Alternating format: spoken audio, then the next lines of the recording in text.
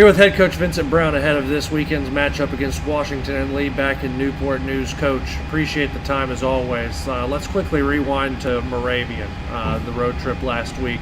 Tough loss for your team on the two-point conversion there at the end, but we talked in the post-game about how your guys handled that game and handled the adversity and showed grit to be able to come back from a 21-point deficit.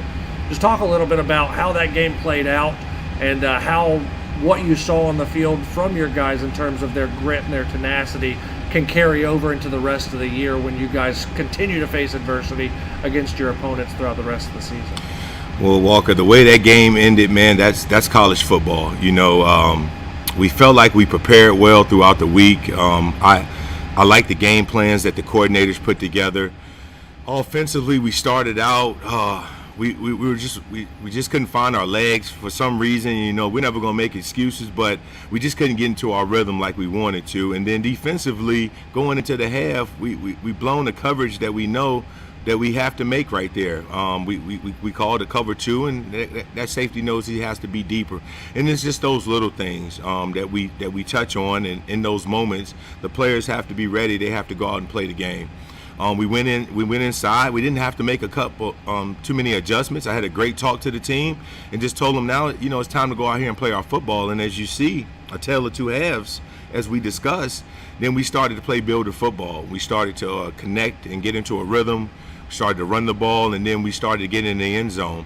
You had Ricky Corpus making some great plays, man, and he's been tremendous. But just even on the outside, we dropped a deep ball. I think that was Trey dropped a deep ball, and then we had Keg drop one in the back of the end zone. And so I felt like we started to find our rhythm. Larry broke a big one. Defensively, we started to put more pressure on them. We were stopping their run for pretty much most of the day. But then that quarterback, as I told them, he studies the game hard. You could tell on tape, and he started to find his guys. And so a couple positions we were out of place, and they got a great drive. And then as the game wrapped up, you know, we took the lead, and you know, they had one more possession to kind of drive down there. If we can do it again, the defensive call we were going to make after they scored, we was going to make the same call, but just making sure guys were in better position, just reminding them, because we have a mixture of veteran, young guys, right? So it's really nothing in between. And so just reminding them what they need to do and being ready for that moment. And I'll take that one on the chest. And me and the defensive coordinator, we talked about it. But at the end of the day, that's college football. Those guys, they deserve it. They stayed in tune. Even when we took the lead, we thought we snatched the momentum from their stadium. But them guys stayed in tune, and that quarterback stayed making plays. And that's how the game goes. I want to talk about one player in particular on the defensive side. I believe he was your head coach's pick of the week for the game against Moravian. That's Austin Flippin coming out and making a lot of great plays. Just talk about what you've seen from him in his first 3 games as a builder and his progression from walking onto the team this offseason to where he's at today. I'm so impressed with that young man. So impressed with Austin. Austin was a walk-on. He's someone who worked his way to get into the apprentice school. Great character young man. From day one, he told me, Coach, I want to be a part of this team. What do I need to do? I laid out a game plan for exactly what he needs to do to be in consideration to be a part of this team, and he exceeded every box. And that's the type of young man I'm looking for. Whether he flew under the radar as far as recruiting goes, but it didn't matter, because when his number was called, he prepared the right way throughout the week. And he's going to continue to get better. But this is a young man I never have to worry about in the weight room, never have to worry about missing time, being late. He's always handling his business, and those are the type of young man. And I was just extremely proud of him. He played an amazing game. I mean, I don't have the stats right here in front of me right now, but just off the top, I believe 6 to 7 tackles, a couple tackles for loss, forced fumble, big sack. And that's what this game is about for guys who do it the right way. They have their moments, and he's going to continue to blossom. We flipped the page to Washington and Lee this week, return home. Of course, you know, with their option, it causes, you know, you guys to have to prepare a little bit differently. Let's talk about Washington and Lee and their offense and just how disciplined and how well coached they are on that side of the football. Well, we have some familiarity with the ODAC, as everyone knows, and those guys, you know, they're always at the top, right? They train well, they prepare the right way. They run a variation of an option spread where they'll pitch the ball in the air a lot too, you know. So we have to be very disciplined. They're a disciplined team on defense. They're going to get into their zones and their coverages, but they're going to be very efficient when running to the ball, making tackles, tackling anything in front of them. And then offensively, you know, they have some playmakers. You know, you talk about those wings. Well, it all starts with number 6, but you talk about 9 and 8 and that running, their fullback 10. Those guys run hard. I think Coach Rose does a great job of finding guys that fit his scheme during the recruiting process. These guys have been in option systems their entire lives, so they're ready for their moment. And for us, we have to be prepared the right way. We've been having some great film studies, and we had a great review the last 2 days, and I feel comfortable if we do our job that we'll be up for the challenge. And it is a challenge. It's a 4-quarter challenge. You have to play this team for 4 quarters or more because they're going to do what they do. They're not going to change up. Our guys know that. And then I challenge our guys to let's have a mistake-free play builder football for 4 quarters, and let's show everyone what we're capable of. Let's stop living on last year and concentrate on each other this year and do everything possible to continue to play the brand of football we know we can play. What's your biggest key for your guys to go out there and be able to play builder football the way that you know that this team can and be able to get back to 500 this week? Well, just trusting each other, knowing your assignment, understanding, getting into your scouting reports, watching more film, and know who you're facing. Know the moment and the magnitude of this moment. And as I tell them, this is your moment. So understand what it means. Go out and play and give me full effort, disciplined football, and I'm going to pick us every time. But it's not going to be a walkthrough by any stretch. It's going to be a physical game. You have to go out. You have to be disciplined in what you do on both sides of the ball and special teams, and may the best team win. Well, Coach, appreciate the time. Best of luck this weekend. Thank you. Here with senior kicker Jeremiah Morgan ahead of this week's Washington and Lee matchup here at home against in Newport News, excuse me. Jeremiah, appreciate the time. Let's rewind a little bit to the start of your apprenticeship and being on this football team. Just talk about the journey that you've seen yourself and how you've grown from day one here at the apprentice school all the way up until this your senior year. Yes, sir. Came in the fall of 2019. At the time, John Davis was the head coach. Coach Vince Brown was the linebacker coach and assistant coach at the time. Came in as a freshman, high hopes.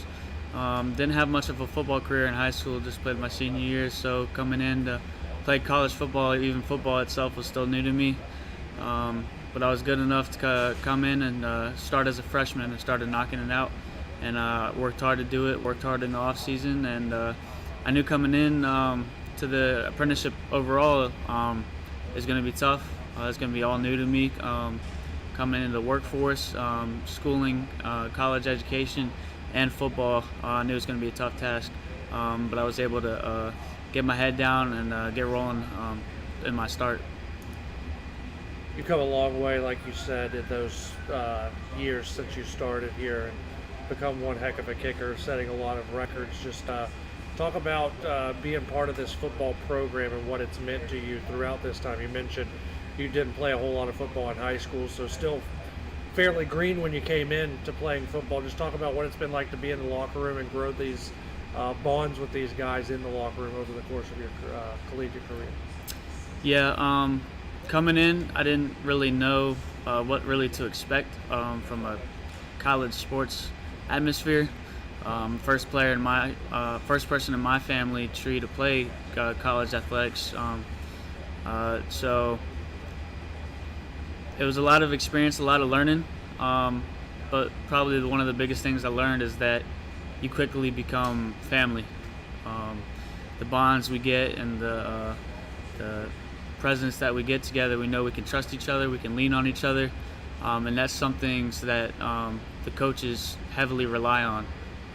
We got to be able to trust each other, even from coaches to players, players to players, coaches to coaches. nothing in the end is really personal as far as the coaching aspect. It's them doing their jobs and us players to listen and do our jobs on the field. But they're there for us personally as well. I was able to. Coach VB is one of the main guys that I go to with a lot of things that I have going on in my life. So I'm able to trust him on and off the field with anything I have, and that's probably one of the biggest things we have here. Not to mention your successes, obviously, here on the football field, well recorded, but your successes in the classroom and out on the shipyard, made well known this past week, as well as you were given the Model of Excellence Award. Just talk about that experience and getting to accept that award last week. It was a great experience. Coming into my apprenticeship, I've always been taught from my family, my grandparents, your character is everything. You work hard, you do your best, and your character is what you show. Not just by saying it, but by doing it. So I knew every project that I worked on, every rotation I had, I put my head down and I worked as hard as I could. And I tried to outwork anybody that I saw. And so the Model of Excellence Award is the biggest achievement that I've gotten. It was a great experience. I got to talk with the president, Jennifer Boykin. Lovely talking to her, and just being in the atmosphere of getting that award and how big it is my biggest moment here in the shipyard. So it was pretty cool. Let's talk a little bit of football now. Washington and Lee coming in. Just talk about some of the challenges that that your teammates are going to face out there, and what some of the keys are to be able to get this win and get back to 500. Yeah, Washington and Lee ODAC team, they're usually pretty tough. I remember them playing them at their place a couple years ago. For some of the veteran guys, we remember that experience, and we want to put that in the past and turn it around and try to reverse roles here as we play here at our homecoming.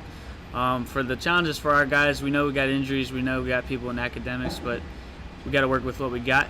And so the biggest thing is just staying disciplined. We got to stay disciplined. We know injuries are going to probably happen. We got to have the next man step up, and we got to execute our roles and the plays that are being called, and we just got to grind it out 110%. And the biggest thing is not to take plays off. As far as offense goes, last week hurt. We gotta get the ball rolling early. We can't wait till the fourth quarter. Comeback's great, but we can do that all 4 quarters. There's not really anybody that can stop us. Defense, we're always solid. Got to keep our cool, stay disciplined on the front line. Work our techniques, and our defense is top defense. We executed right. Washington and Lee's gonna have a problem. And then special teams, which is your forte, what do you got to do there? Yeah, special teams. Yeah, we're gonna be solid. We're always solid. So, our line, we just got to make sure we block on PATs.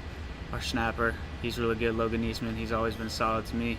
I'm gonna do my part, and we're gonna make it work on special teams. That's for sure. Jeremiah, I appreciate the time. Best of luck this weekend. Thank you.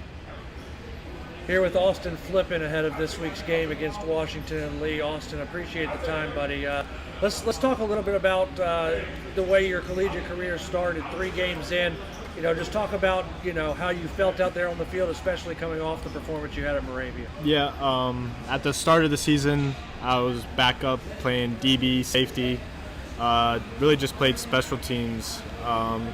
Coming into the week of Moravian, players got hurt. They put me out there, just did my thing, played football. That's pretty much it. Just did my job, made sure what I was doing was the right thing. That's pretty much it. Just listening, focusing in, and being locked in. Talk about your path to getting to this point, getting to the apprentice school, and becoming part of this team. Yeah. My senior year in high school, I didn't really want to go to college. Didn't really want to play kind of football. I wasn't really sure about playing football in college. So I got accepted into the apprentice school, not with any sport, just being a normal student. Then probably around January of this year, I messaged Coach about letting me try to be on the team. He let me come out, and ever since then, I've just never really missed a day. Put in a lot of work, and he trusted me with all that and gave me an opportunity to play. And it shows on the field. Talk about the bonds that you guys make in the locker room, because this isn't like any other collegiate football program. You guys are working 40 hours a week and then coming to play football. Just talk about some of those bonds that you guys build with that camaraderie. Yeah, it's definitely a lot harder. You don't really see all your teammates every day, or even after practice, or even on the weekend. So you really just try to make friends with everyone. Just talk to everyone about anything, even if you see anyone at work too while you're going through your day. And just asking people to go out, do fun stuff, go out to eat. It's really just guys being guys, talking a lot, making friendships. Sure. Let's talk this week.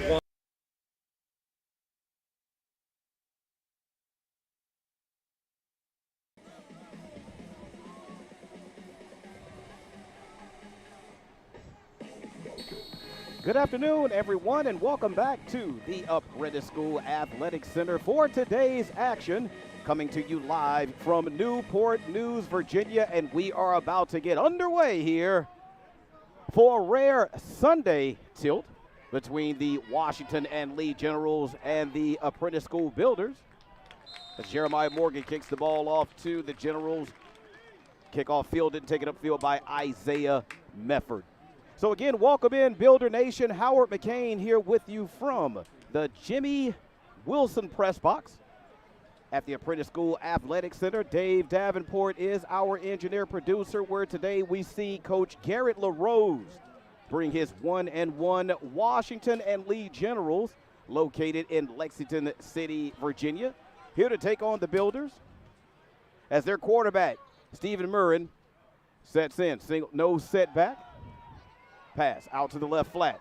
Finds his wide receiver, able to surge upfield. That's Jacob Romero, the 5'8", 180-pound junior receiver for the Generals. And again, not coming to you usually on a Saturday, folks. We're coming to you from a rare Sunday kick. Why? Well, let's just blame Hurricane Ophelia. Wreaked a little bit of havoc with us weather-wise here yesterday, so out of an abundance of caution, that's a big hit. At the point of contact for the Builders, that's Benny Nina dropping down from his defensive back position to come in and fill the gap, stopping the running back, but not before he was able to pick up enough for the Generals' first down of the afternoon. So again, out of an abundance of caution, folks, this game was moved from Saturday to Sunday, and that is why we're coming to you as we get a little bit of movement up front. No penalty flag. Play clock now with 15. As the Generals come in with a 1-1 record. 2-0 in history against these two teams as the pitch goes out wide to the left. That's Cameron Reed, the 5'11", 215-pound senior wide receiver for the Generals. Generals taking on Coach Vincent Brown and his Apprentice School Builders, who currently have a record of 1-2 on the season. That's on the heels of a historic 9-1 season last year that this squad was able to put together. Quite a few seniors back from that team, ready to take on the Generals.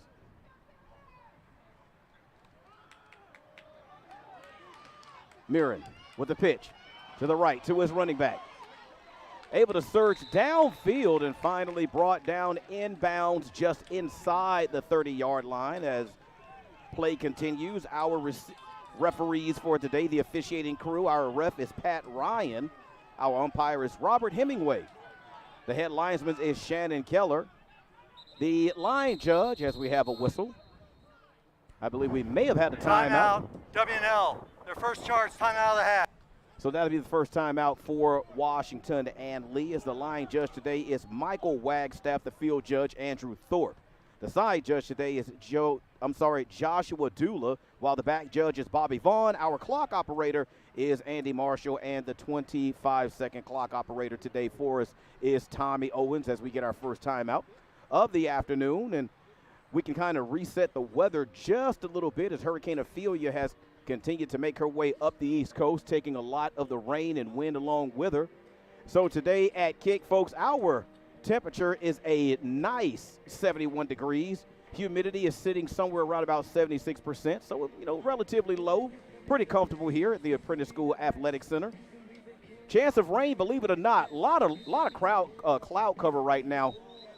Weather.com said about 93% would be our cloud cover. So with that being the case, we don't expect the temperature to really go up much as the game goes on. But right now, with all of the cloud cover, thankfully, our rain chance this afternoon, ladies and gentlemen, is 1%. Got a chance to check out the field conditions. The field drained very, very well, so no one should have any trouble with footing. As the snap is fumbled. And the Builders jump on it. That's the first turnover of the afternoon. Builders opportunistic, being in the right place at the right time to jump on top of that first miscue by the Generals. And the Builders take over 1st and 10 in their own territory. Wasn't quite able to catch the number of the defender that jumped on top of that loose football. I'll get that and get that to you just a second. I want to make that kid's mom and dad proud. So we'll make sure we get that to you as the Builders now on offense, Generals back on defense. Mason Tatum, Builders quarterback. He's joined in the backfield by Lawrence Reed as Tatum looks, throws deep. Pass in and out of the hands of his intended wide receiver. That's Ernest Harris, the 6'6", 210-pound sophomore, unable to squeeze that football. So to bring up 2nd down and 10 is Mason Tatum. So far through 3 games, has about a 96% quarterback rating for the Builders. The last time out against Avery University, Tatum wasn't quite able to settle down in that football game. Seemed so uncomfortable in the pocket, but let's see what his comfort level looks like as the handoff is fumbled. And, folks, we have a first turnover for the Builders. Wow.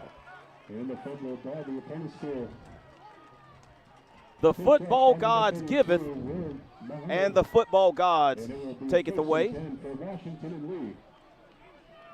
As the wasn't really a snap, looks like a read option that was being run that time by Mason Tatum. There was some confusion between himself and the tailback. Football got left on the turf. Washington and Lee able to pounce on it, and they're pretty much back in business where they lost the football inside the 25-yard line at the 24-yard line. No score, play clock at 10. Pitch to the outside. Minimal gain on the play. Well, I take that back. Not a minimal gain on the play. It's about a 6-yard pickup by Andrew Bland,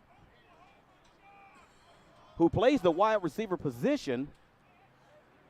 But in this unique offense of Garrett LaRose, they send a lot of motion. They throw a lot of motion at the defense to try to get them confused. It's going to be 2nd down and 5. Ball at the 19. Here's Mirren. Pitch to his tailback. Able to get upfield inside the 15-yard line. And that's going to be enough for another first down. 12:04 remaining in the first quarter. And the Generals are knocking. Jacob Romero, the 5'8", 180-pound junior tailback with the carry. He was their leading rusher last week in their huge win over Methodist University. 99 yards for the tailback as a give up the middle. Generals testing the interior of the defense. Positive yards gained by the Generals. Now the football sits at the 7-yard line. at the 10-yard line. That's about a 3-yard pickup on first down. So the Generals can pick up a first down without scoring a touchdown. As the pitch goes to the outside. Nice job of open field tackling right there by Benny Nina, who has come in to play football. That's the second huge hit that he's put on the Generals this afternoon at 6'1", 175 pounds. He's a sophomore, not afraid to stick his nose in. So that's going to bring up 3rd down and 7. No gain on the play, ball at the 10. Murray looks, can't find anyone, tucks it. Able to get upfield just inside the 5-yard line, but I think he's going to come up just a bit short. And if he does, that will bring up 4th down.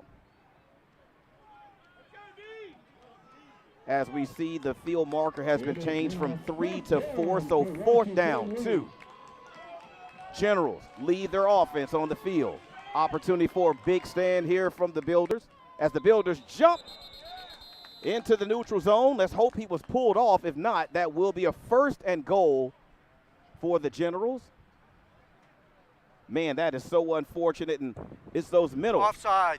Defense number 99. It's 5-yard penalty. 1st down. And it's those middle miscues that will drive Coach Vincent Brown nuts. So that'll be half the distance to the goal. That'll put the ball off. It's going to put the football down somewhere around about the 2.5-yard line. 1st and goal for the Generals. Back in motion. Give off the left side. Nothing doing. Maybe about a yard pickup off of the left side that time for the Generals. That's Anthony Crawford from the running back position. 9:42 left in the 1st. Generals, their 2nd offensive possession after turning the ball over on a fumble earlier. That was covered up by the Builders. Builders turn the ball back over to the Generals off of another fumble. Here's another give. Crawford. Crawford pushes. And Crawford is in for the touchdown. 2-yard touchdown run by Crawford. And that will give the Generals the first points of the afternoon. 6-0 here. 9:19 remaining in the 1st quarter.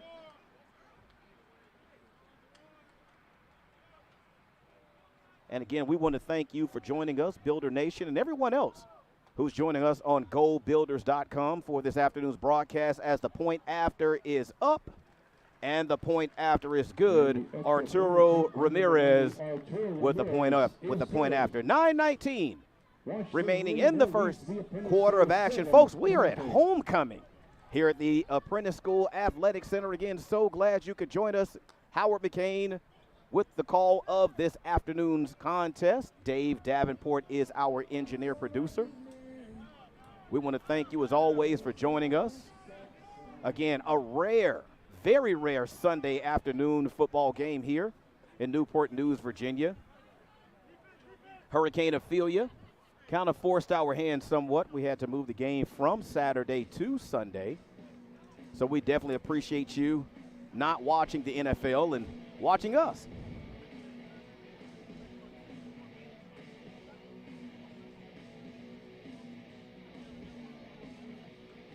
This is the 3rd meeting between these two teams. The first 2 meetings in this series actually took place at Washington and Lee. Builders were unable to win either one of those contests. I believe both these teams last played, I believe, may have been 2016, 2017. First time they played, the Generals won decidedly by a score of 56-27. The second time these teams got together, once again, a decisive win by the Generals, 42-13. So the Builders looking for their first win in this series as the Generals look set to kick off.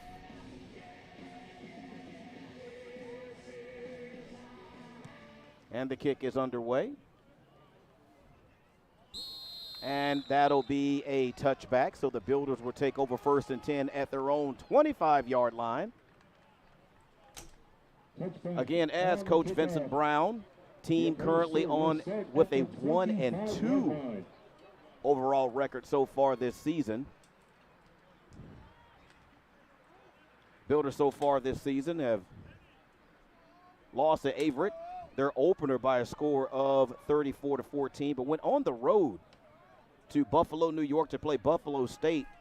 Took them down 37-23, and last week fell by 1 point to Moravian by a score of 28-29 as Tatum, under pressure, goes down.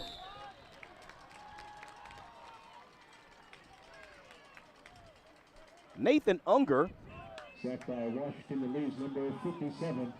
in the backfield to harass and bring down Mason Tatum. Nate Unger, the defensive tackle for the Generals. He's 6'3", 255 pounds. He's a senior coming into this afternoon's contest, having recorded 6 tackles last week against Methodist University. He lines up right over the center. Aiden Custer, give, up the middle. Big run, nice run that time.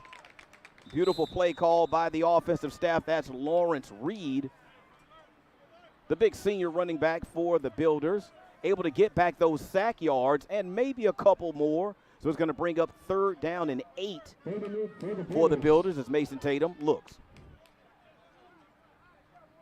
Builders, 4 wide receivers, single setback, no tight end.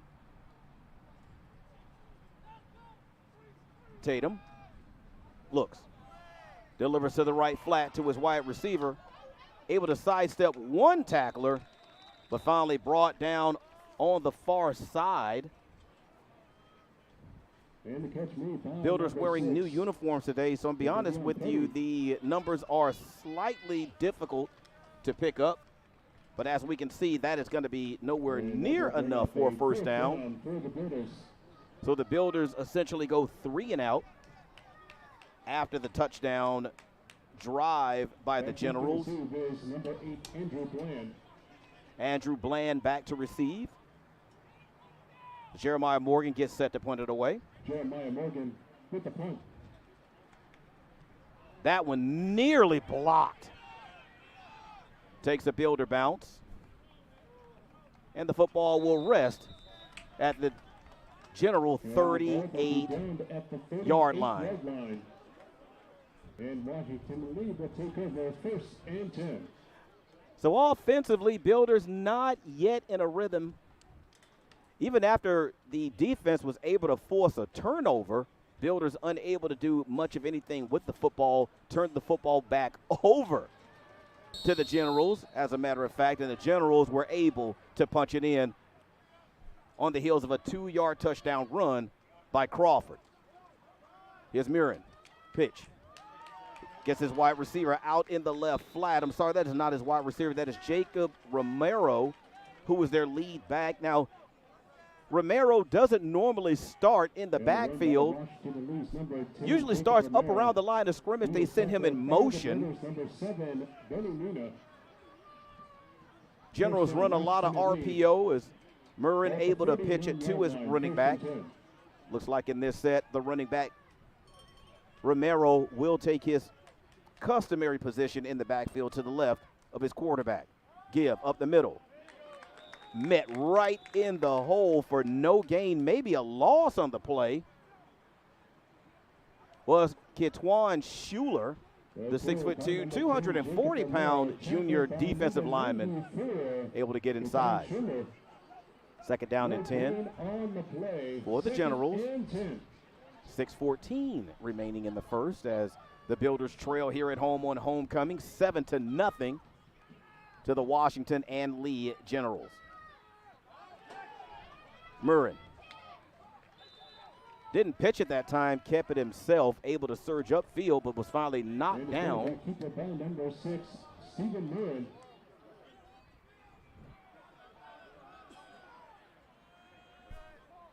Again, Builders wearing new uniforms for homecoming. And that will bring up a 3rd down. So 3rd down upcoming for the Builders on defense.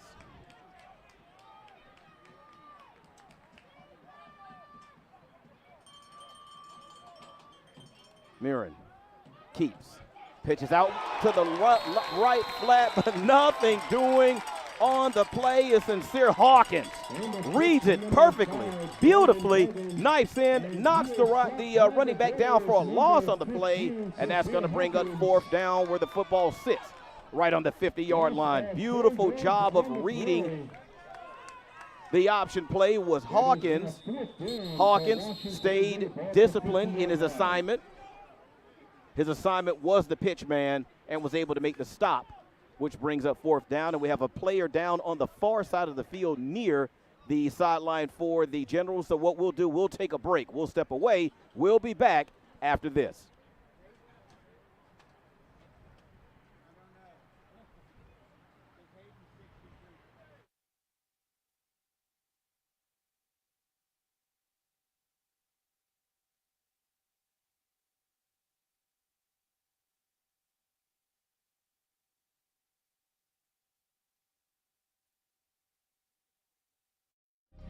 I am Fatima Medina, and I work for HII, building the most powerful ships in the U.S. Navy.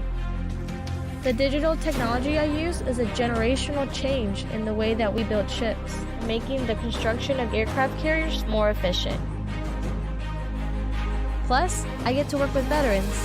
Thanks to them, we all have our freedom, and we need to work hard to keep it. I am Fatima Medina, and I work for HII. 4:57 remaining in the first quarter. A lot of action so far in this football game on homecoming weekend for the Builders. Again, a very rare Sunday kickoff here at the Apprentice School Athletic Center, thanks to Hurricane Ophelia, as the snap nearly goes into the turf. That one goes straight up the chute, not very far. Takes it for a fortuitous bounce for the Builders, and the Builders will start their next drive with great field position around their own 32, actually their own 33-yard line. Mason Tatum leads the Builder offense back onto the field. Builders, this is their third possession of the afternoon. So far, Builders unable to do much of anything offensively, have only taken one shot downfield so far. Split backs next to Tatum, the give. Off the left side of the offensive line, able to get upfield for about 7 yards on first down. Nice pickup for the Builders on first down. 7 yards on the run. It is 2nd and 3, both the 40-yard So they'll make it line. 2nd and 3 Builders at their own 40-yard line. 4:05 remaining in the first quarter as Tatum looks. A little bit of pressure. Unable to deliver a clean pass out into the left flat to his running back. That circled out of the backfield into the pattern. It is 3rd and 3 for the Builders. His intended receiver was Cameron Jackson. Cameron unable to come up with it, so that'll bring up 3rd down and 3. Builders still on schedule. Cameron stays in the backfield to Tatum's left. Builders 4 wide receiver set. Tatum finds his receiver over the middle, but it is dropped. That's Tim Blair, unable to bring it in for the Builders. That's going to end another Builders drive right there in negative territory. That was a huge opportunity for the Builders, unable to take advantage. So they're going to have to punt it back over to the Generals. Back in to receive number 8, Andrew Bland. Andrew Bland set to receive this punt from Jeremiah Morgan. That goes out of bounds, depending on the spot. And they will give it back to the Generals at their own 32-yard line. So a slow start so far for the Builder offense, and we'll step away for a quick break. We'll be back in just a minute.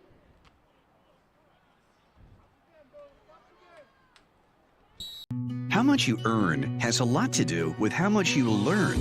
That's why Bayport Credit Union is again investing in your continued education. Through our Bayport Foundation, we're giving $100,000 in tuition assistance to area high school seniors, college students, and working adults attending a university, trade,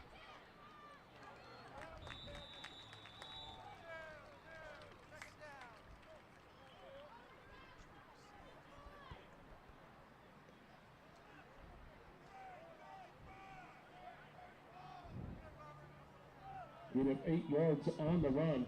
2nd and 2 for the Generals.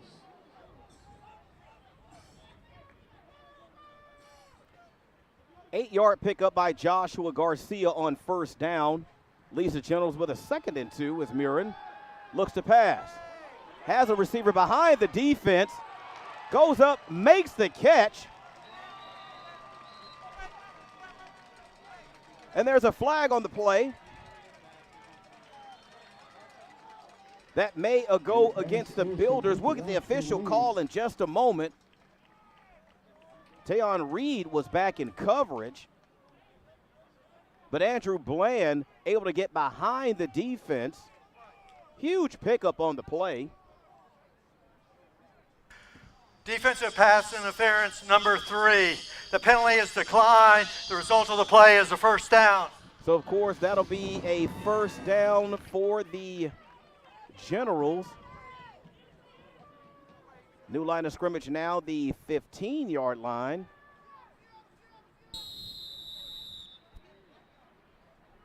First and 10 for Washington and Lee. Ball About a at the 45-yard 15-yard line. pass play for the Generals. Give off the left side. Joshua Garcia wasn't really able to find much of anything. Builders crashed down on that end. I think he may have only made it back to the line of scrimmage, may have picked up a quarter of a yard on the play. 2:36 remaining. Builders trailing at homecoming here at the Athletic Center, Apprentice Athletic Center. 7-0 to the Generals of William and Lee out of Lexington City, Virginia. As we get a timeout. Timeout, Apprentice. Their first charge, timeout. As you can hear, timeout. Tell you what, let's take a timeout as well. We'll step away. We'll be back after this.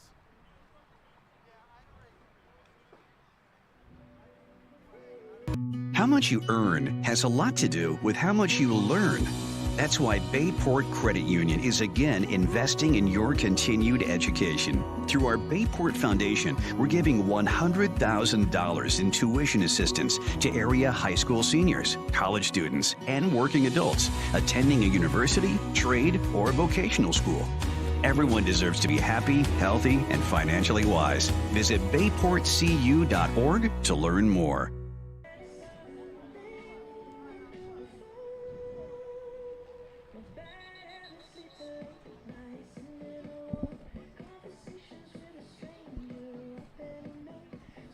.219 remaining in the first quarter here at the Apprentice School Athletic Center. Again, so glad you could join us. Howard McCain, Dave Davenport, our engineer producer. The Generals of Washington and Lee back in plus territory, looking to extend their lead. They currently lead now 7-0. 2nd and 10 from the Builder 15 as Murin gives up the middle to his running back. Handoff goes to Jacob Romero, who outside of a couple of huge stops, huge hits by Benny Nina, has pretty much been able to do what he wanted to do, or been able to do what he wants to do from the running back position, as Crawford, who's already scored a touchdown for the Generals, is in the backfield to the left of Murin, and we have an official's timeout.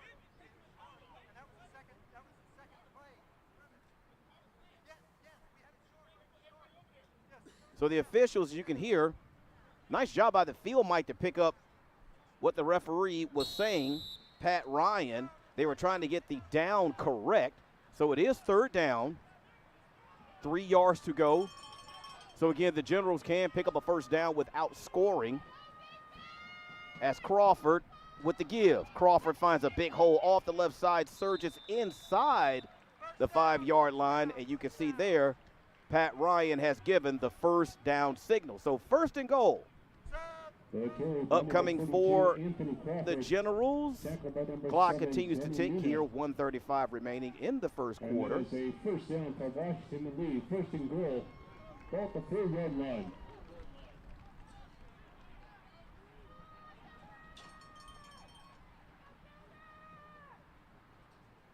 Once again, single sat back to the left of Mirren is Crawford. Crawford takes on the defensive lineman for the Builder and loses. Nice job of stopping the running back from getting into the end zone right at the point of attack. I believe that was Gaines, and it was Chase Gaines, his first name called this afternoon from that linebacker position. Able to stick his nose in and stop Anthony Crawford. Anthony Crawford is not a small kid, ladies and gentlemen. He's 6 foot, 215 pounds. 2nd and goal. So it's now 2nd and goal from the 1.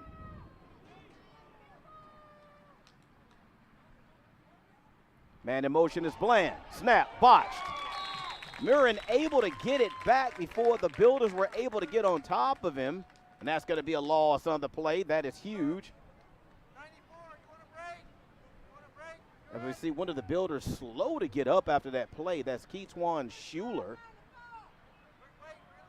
So he's going to get an opportunity to come off to the sideline. So this is a big opportunity right here for the Builders to try to hold the Generals to a field goal attempt. Player in motion. Mirren keeps, looks, can't find anyone. Able to get out of the hole of the Builders. Throws into the end zone. Touchdown. Complete to number 10, Jacob Romero. And that is a touchdown, Washington lead.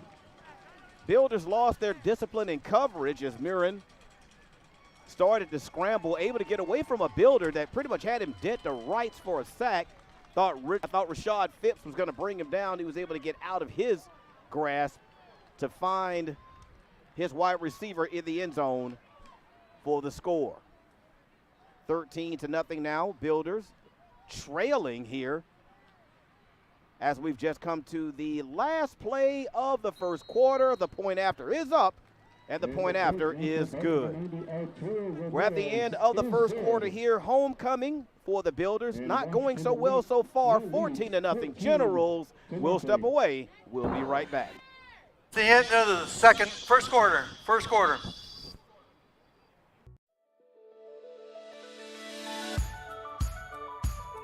The thing that sets Worley's apart is that our people here truly care. They're here because they love their jobs and they want to learn more. What I like about Worley's is the people, the team I work with every day. My favorite thing about working at Worley's is that it's more like a family. I mean, it is work, but it's not. They actually treat me like a person and not a number. And this is the first company where I really feel like I belong. Here at Worley's, it's a great atmosphere. They really care about the customers, really care about the employees.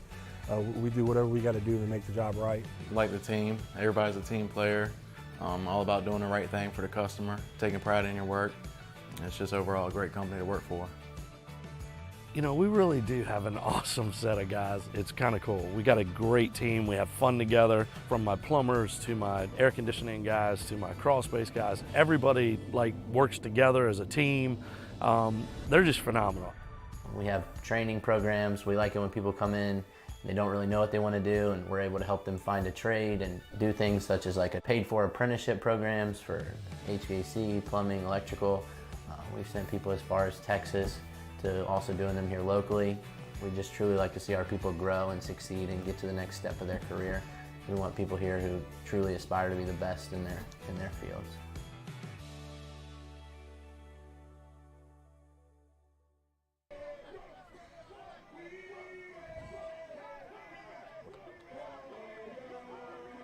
We're at the start of the second quarter here at the Apprentice Athletic Center. Builders now trail 14-0 as the kickoff comes down to Lawrence Reed.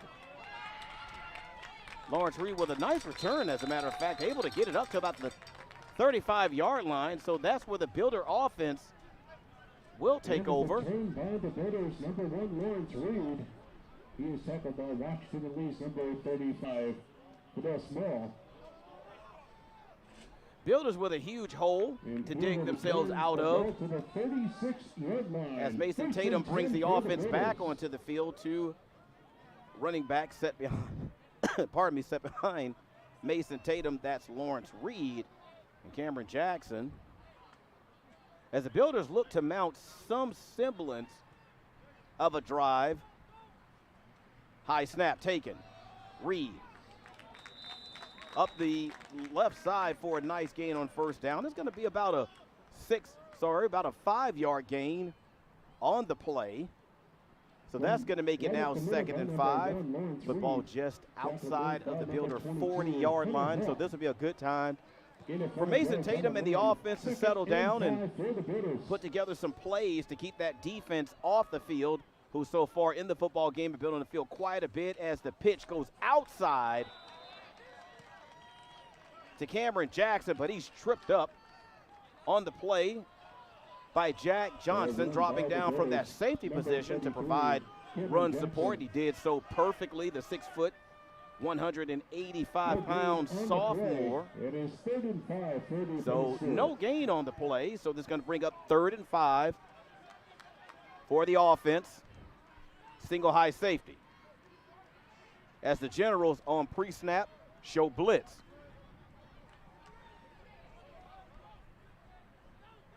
Tatum tries to find his wide out, tried to get him the football as he was coming out of his break. The timing was off.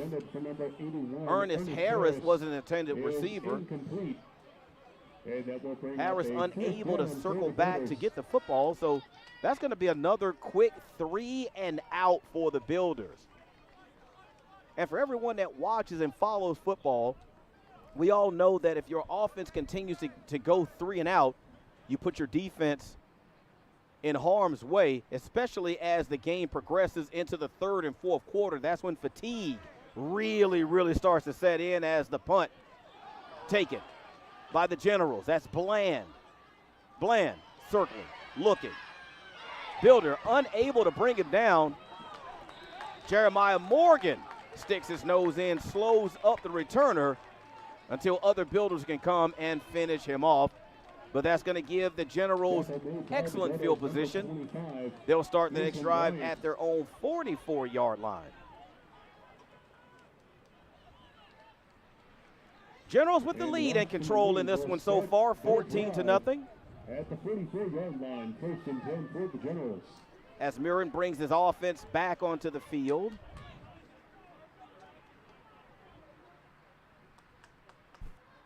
Mirren threw his first touchdown pass of the day on the previous drive. Actually was able to get it to the ball carrier, Jacob Romero, who's able to get inside. He picks up about 2 on the play. He's going to make it 2nd down and 8, 13:05 remaining in the first half. Again, Builders have their defense back on the field again, trying to slow down this option attack of the Generals, as the pitch goes to the outside to Romero. Romero is brought down, but not before he picks up enough for another General first down. The run by Jacob Romero, tackled by number 7, Benny Nina. Builders can ill afford to give up any more points here in this first half. 1st and 10.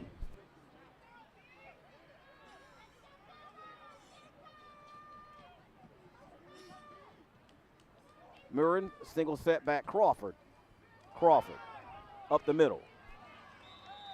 Tripped up, but not before he was able to pick up about 6 yards on the play.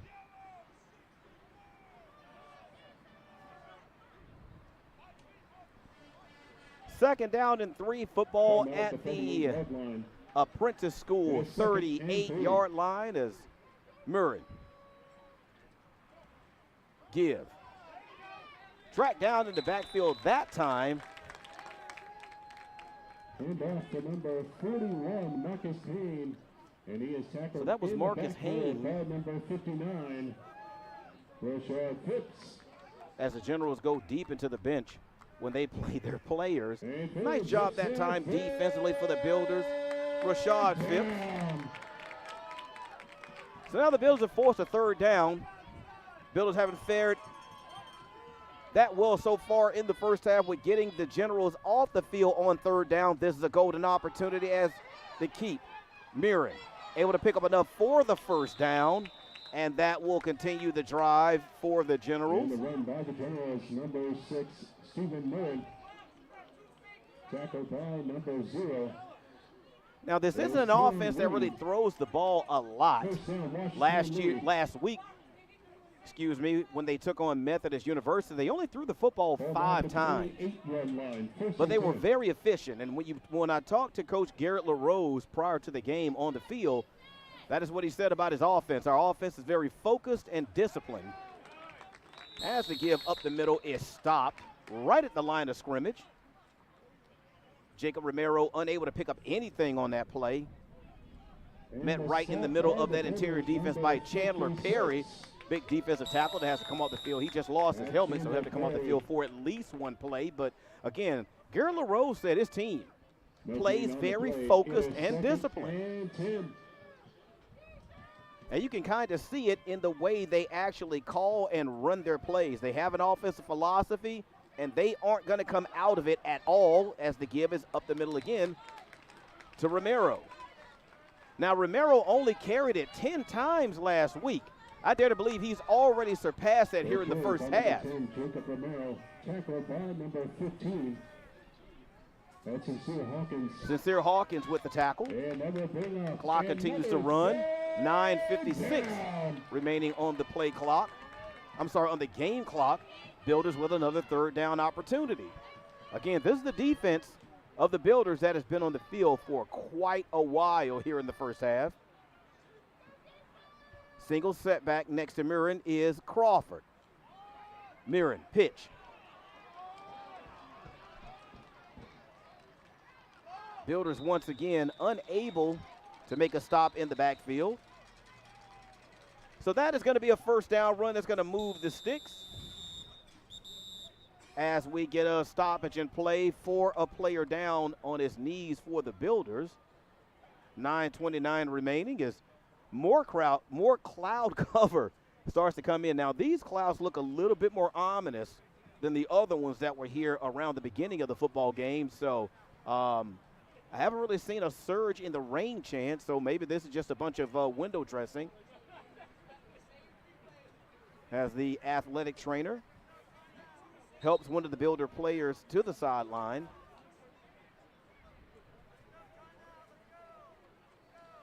So no timeout called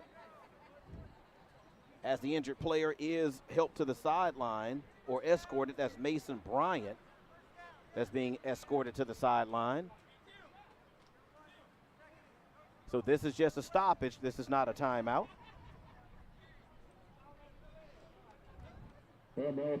First and 10. 9:27 left before halftime here at the Apprentice Athletic Center is Mirren with Crawford in the backfield. Crawford brought down.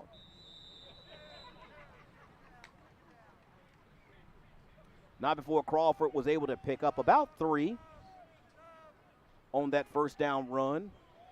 It's going to make it somewhere around about 2nd and 7 upcoming for the Generals. Stop by the Builders, number 56, Chandler Perry.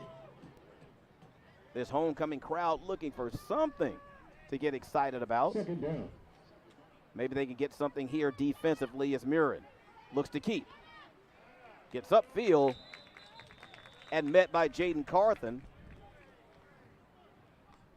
So he was able to pick up about 2, and once again, another third down. Number 11 is Jaden Golden Carthen. opportunity for the Builders to stop him here on third down. Now, depending on third down or what the Generals are able to pick up on third down, they may just go for it on 4th.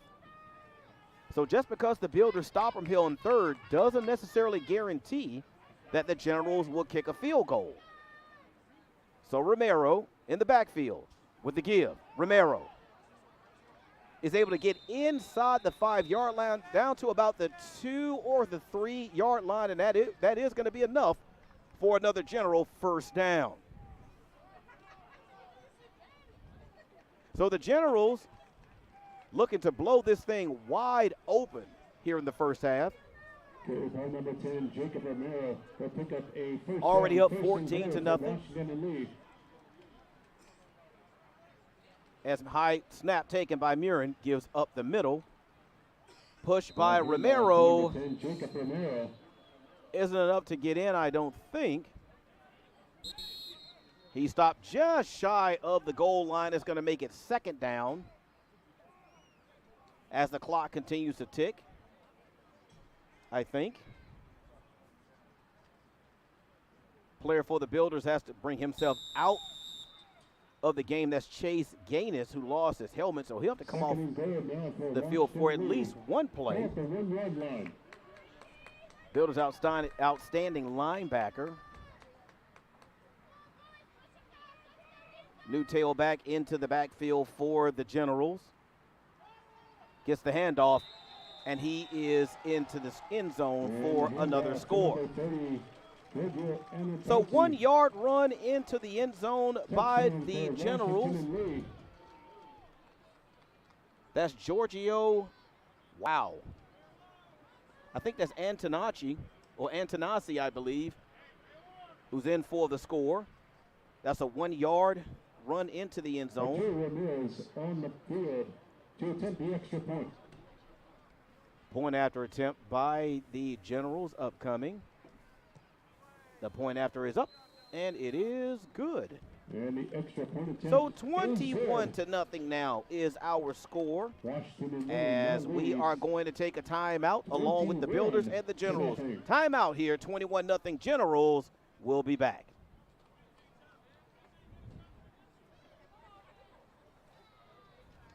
Do you want to learn financial literacy? What if Bayport pays you to learn? Download the app and get paid to learn. Answer questions and earn points. Redeem points for gift cards. Play more, earn more. It's smarter banking for life. It'll be all right. Charge it to my head, not my heart.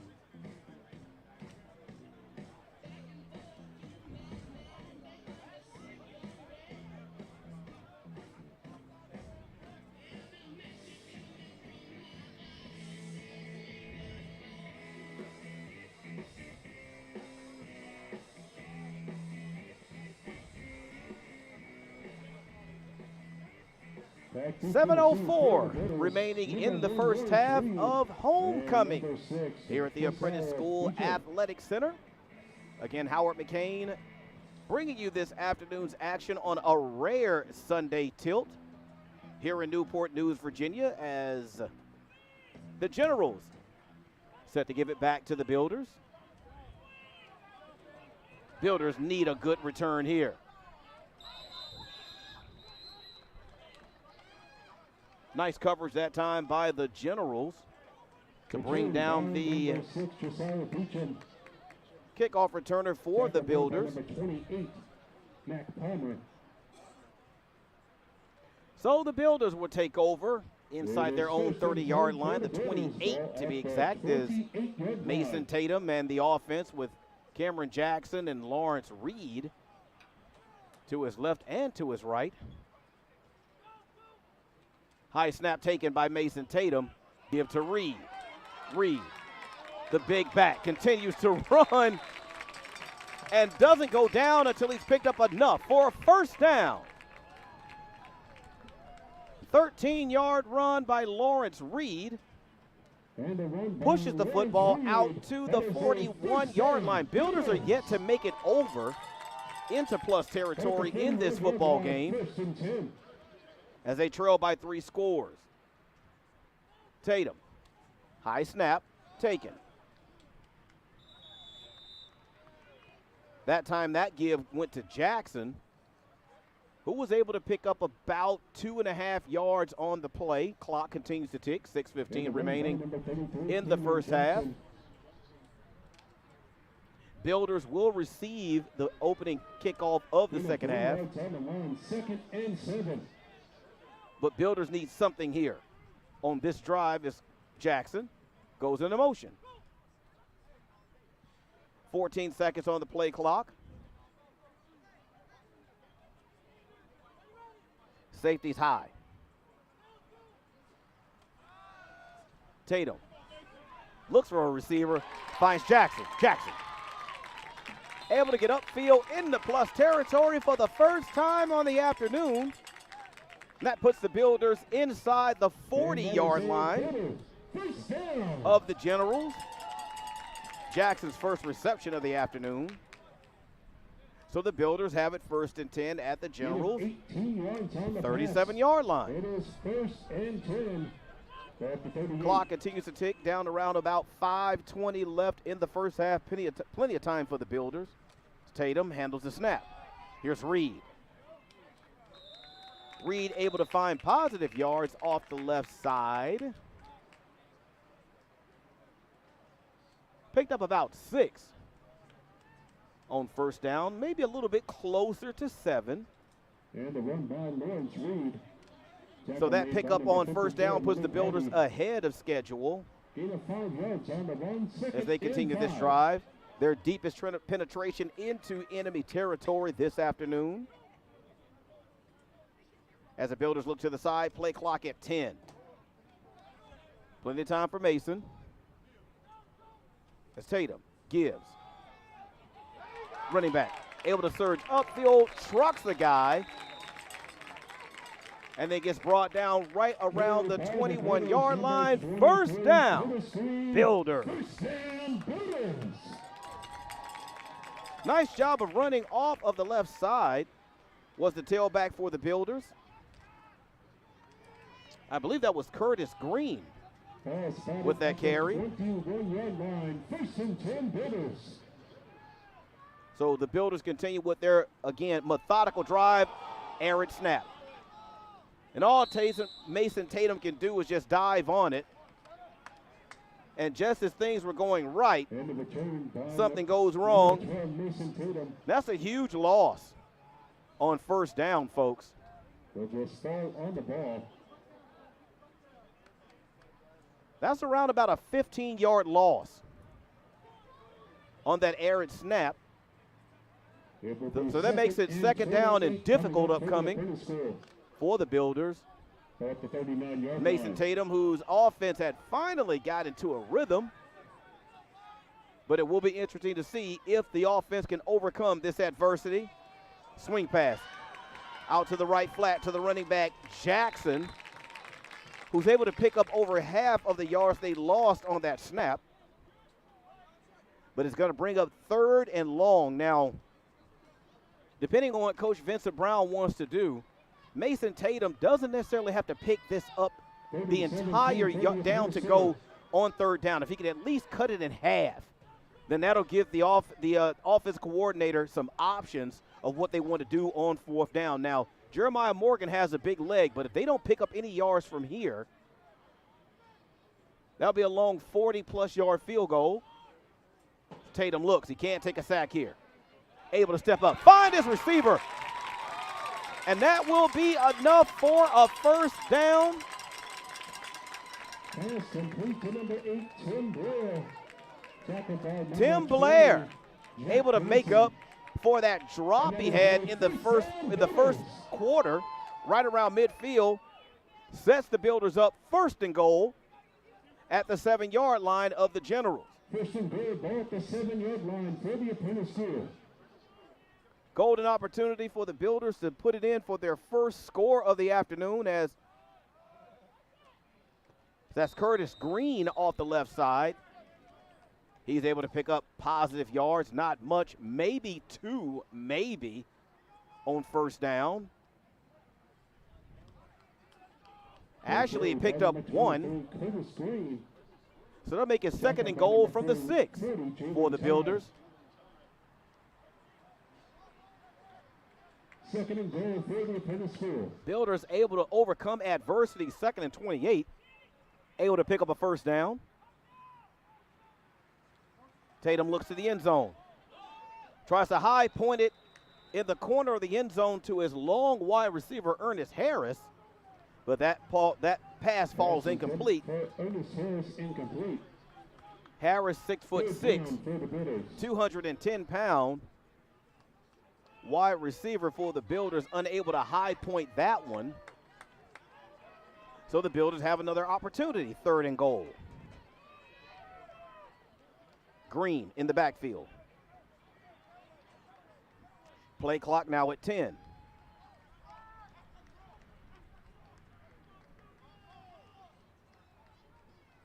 Tatum out into the flat to Blair. Tim Blair unable to shake Pass is complete to number the 18, corner. Blair. Tackled by number 25, Charlie Fleming. So Charlie Fleming makes the stop. And that will bring up a 4th down. So instead of trying on 4th down to score a touchdown, Coach Vincent Brown decides to take the points as Jeremiah Morgan comes on. This is a 25-yard attempt as we get a whistle, and we're going to get a timeout. That timeout is going to be taken by Coach Garrett LaRose. So tell you what, while they step away, we'll step away for this quick break. We will be right back. How much you earn has a lot to do with how much you learn. That's why Bayport Credit Union is again investing in your continued education. Through our Bayport Foundation, we're giving $100,000 in tuition assistance to area high school seniors, college students, and working adults attending a university, trade, or vocational school. Everyone deserves to be happy, healthy, and financially wise. Visit bayportcu.org to learn more.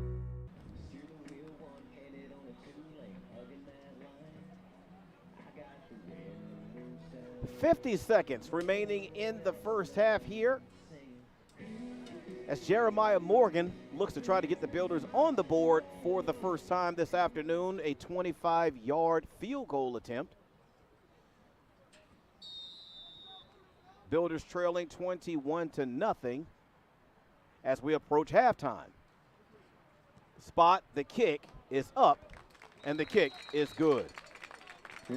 So 46 seconds remaining in the first half. Builders crack the scoreboard on the leg of a 25-yard field goal from Jeremiah Morgan. The Generals lead their pace score 21-3.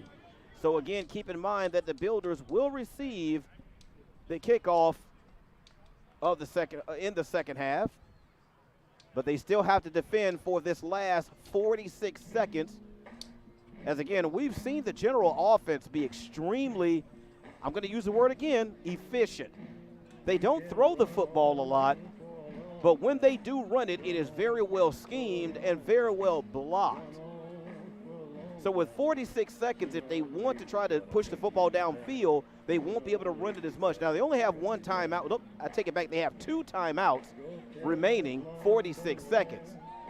So depending on what they're able to get out of this return will determine what they do with the football once they get it on offense. Jeremiah Morgan set to kick it off. Back to receive is Isaiah Mefford as we get a stoppage. He's joined by Andrew Bland as the officials talk to Coach Garrett LaRose. Garrett LaRose actually is the 34th head coach in program history. He actually played for Washington and Lee, and after he got through playing, he actually spent a lot of time on the staff as an assistant coach before being elevated to head coach as this one goes into the end zone. And Mefford comes out with it. Mefford, nice return. And we have a flag. Came out late in the return. Now that's on the Builders. That'll be tacked on to the end of the run. If that is on the Generals, then they'll mark off the penalty there. If they mark off the penalty there, it's going to be a hold against Washington and Lee. So they will mark the penalty off from there. So you would think, and we can't quite hear what the referee was saying, but he did signal holding. And he would think with this field position, I think Coach LaRose will probably just run a play and run the clock out and take a 21-3 lead into the halftime locker room. That hold.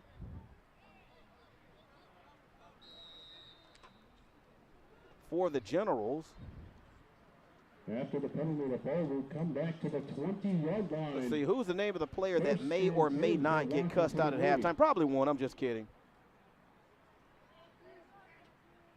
I don't have a 98 on my roster, but we'll check that. Is Murrin. Looks, finds his big tight end.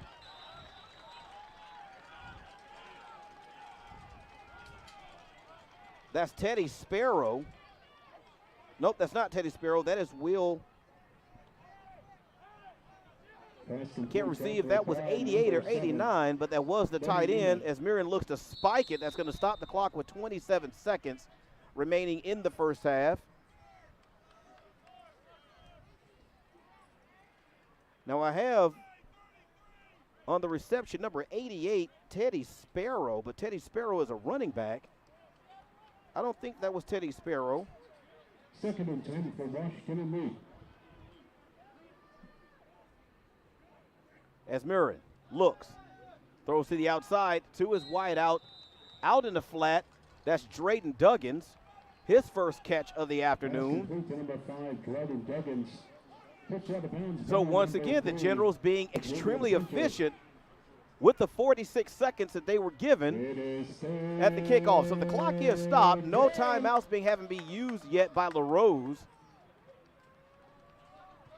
Builders need to make a defensive stand here and not allow the Generals an opportunity to even get in field goal range as Murrin looks to throw again. Miscommunication by him and the wideout on the left side. Intended for number 18. Ian Evans is incomplete. So that's Ian Evans.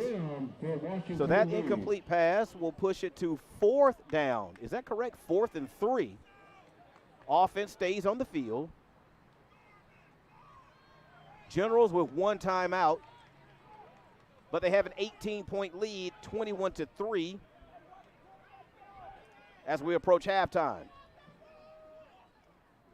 Murrin pitches to Romero. Romero able to get the first down and stops the clock. So there are 14 seconds left. The new line of scrimmage will be the 44-yard line. I don't know what the range is of their kicker. Arturo Ramirez, I don't know his range.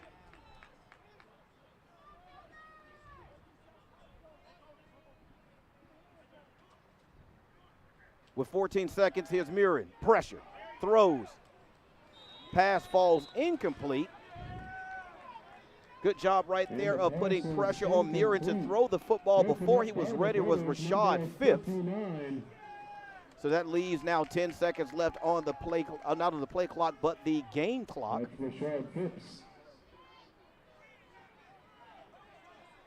Second down and 10 upcoming. 2nd and 10 for the Generals.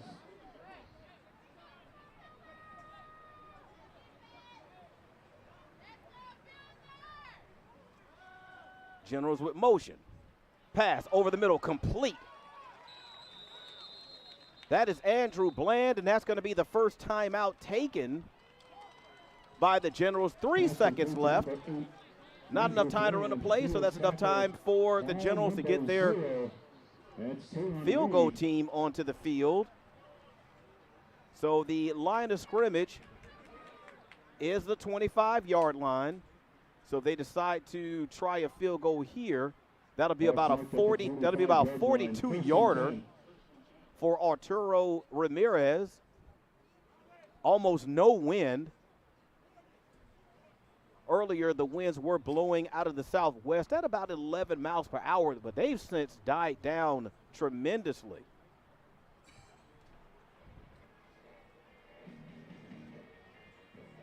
So if Coach Garrett LaRose doesn't attempt the 42-yard field goal, then maybe he'll just try to load up and throw this one somewhere into the end zone. Now, it's not outside the realm of possibility to just run a regular route and get your receivers into the end zone, but it looks like the field goal unit is going to come on as Arturo Ramirez gets ready to kick out of the placement of Aiden 41-yard attempt Beauchans for Washington and Lee. or Beauchans. This is a 42-yarder. The kick is up. The kick is off to the right, and it is no good. And that is how we will end the first half here at homecoming at the Apprentice Athletic Center. So, folks, at the half, your score: the Washington and Lee Generals 21, the Apprentice School Builders 3. So we will step aside, give ourselves an opportunity to get refreshed, and we'll be back to bring you second half action here live from the Apprentice School Athletic Center. We'll be back after the half.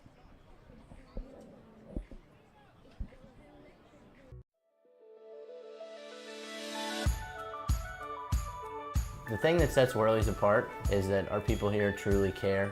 They're here because they love their jobs and they want to learn more. What I like about Worley's is the people, the team I work with every day. My favorite thing about working at Worley's is that it's more like a family. I mean, it is work, but it's not. They actually treat me like a person and not a number. And this is the first company where I really feel like I belong. Here at Worley's, it's a great atmosphere. They really care about the customers, really care about the employees. We do whatever we got to do to make the job right. Like the team, everybody's a team player. All about doing the right thing for the customer, taking pride in your work. It's just overall a great company to work for. You know, we really do have an awesome set of guys. It's kind of cool. We got a great team. We have fun together, from my plumbers to my air conditioning guys to my crawl space guys. Everybody works together as a team. They're just phenomenal. We have training programs. We like it when people come in, they don't really know what they want to do, and we're able to help them find a trade and do things such as like a paid-for apprenticeship programs for HVAC, plumbing, electrical. We've sent people as far as Texas to also doing them here locally. We just truly like to see our people grow and succeed and get to the next step of their career. We want people here who truly aspire to be the best in their fields.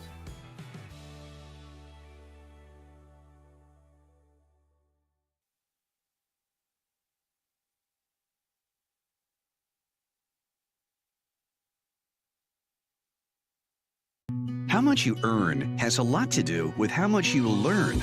That's why Bayport Credit Union is again investing in your continued education. Through our Bayport Foundation, we're giving $100,000 in tuition assistance to area high school seniors, college students, and working adults attending a university, trade, or vocational school. Everyone deserves to be happy, healthy, and financially wise. Visit bayportcu.org to learn more. I am Fatima Medina, and I work for HII, building the most powerful ships in the U.S. Navy. The digital technology I use is a generational change in the way that we build ships, making the construction of aircraft carriers more efficient. Plus, I get to work with veterans. Thanks to them, we all have our freedom, and we need to work hard to keep it. I am Fatima Medina, and I work for HII.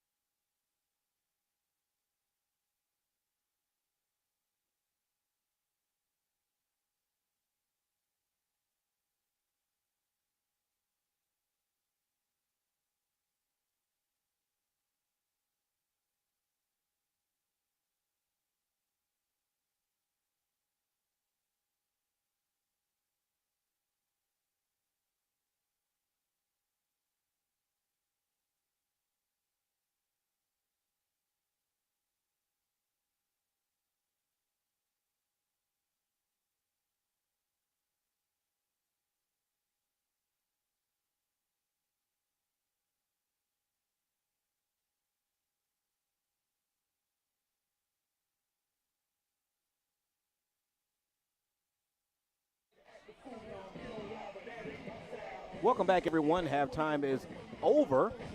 Both teams have made their way out of the locker room and back onto the playing surface to get started with second half action. Homecoming here at the Apprentice School Athletic Center. So glad you were able to come back with us as we take a look at some of the halftime stats. Shortly after the second half kickoff, Builders won the toss. As a matter of fact, the Generals won the toss. They elected to receive the opening kickoff of the second half. So the Builders will receive the opening kickoff of the second half.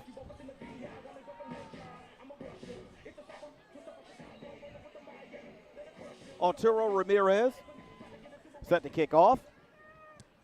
And we're underway with the second half of this afternoon's contest between the Builders and the Generals of Washington and Lee, as the Builders will start their opening drive of the second half at their own 30-yard line.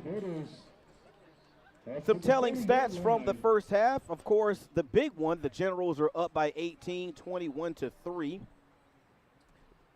Generals were able to put together 17 first downs in the first half. Builders only 4.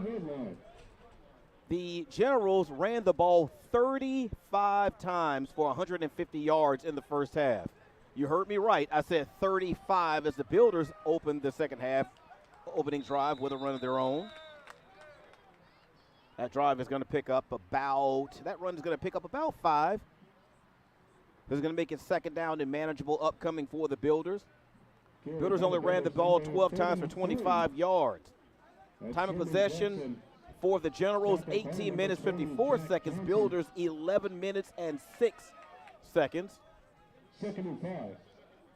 It's Mason Tatum with backs to his left and to his right, gives to Reed. Reed off the left side, big opening. Reed able to get out over the 45-yard line, and that'll give the Builders a first down close to midfield.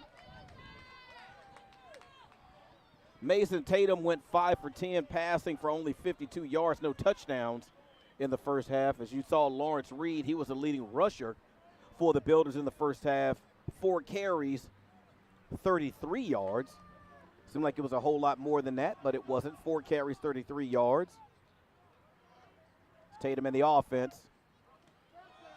Gives it off to Reed. This time the defense ready. Stop Reed right at the line of scrimmage. May have gotten a half yard at the most. Tackled by number 93, Liam Knight. It was Cameron Jackson who was the lead receiver in the first half out of the backfield. 2 catches, 29 yards for the Builders. As Reed is the single setback next to Tatum.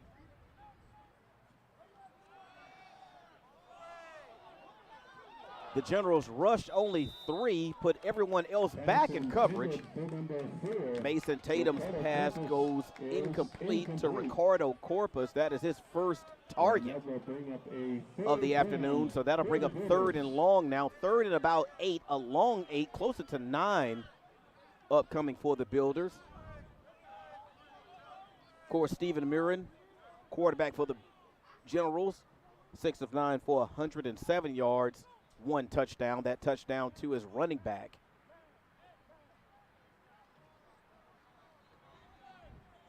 The leading rusher was their running back, Jacob Romero, 11 carries, 51 yards, as that pass is complete. Inside the 30-yard line, first down, Builders.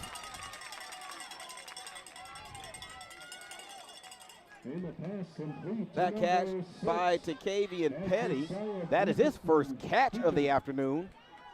So the Builders are back in business in plus territory. Tatum looks to the sideline, play clock at 20. Plenty of time. 4 wide receiver set, single setback is Reed.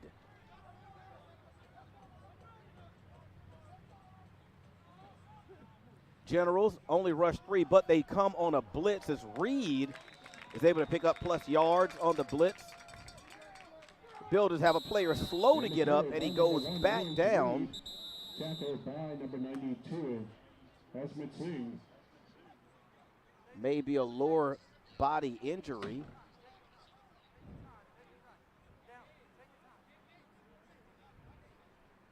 me check the player.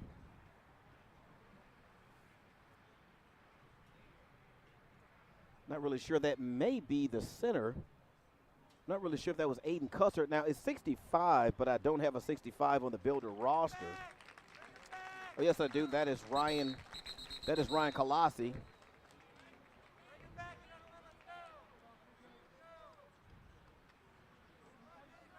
So he'll get looked at by the trainers. The good thing about it is he was able to make it to the sideline under his own power. So that's always a plus.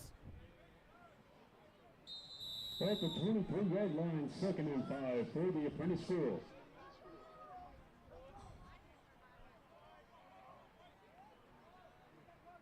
Two running backs to Mason's left and right. Single high safety. High snap taken. Here's Reed off the left side. Reed fumbled. But I think the Builders were there to pounce back on it.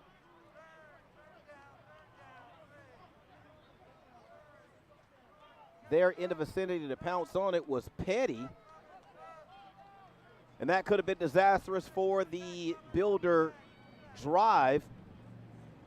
Which, again, this is only about the second time this afternoon that the Builders have been able to get this deep into general territory. They were able to come away with a field goal in the first half, but just have not been able to get it into the end zone yet.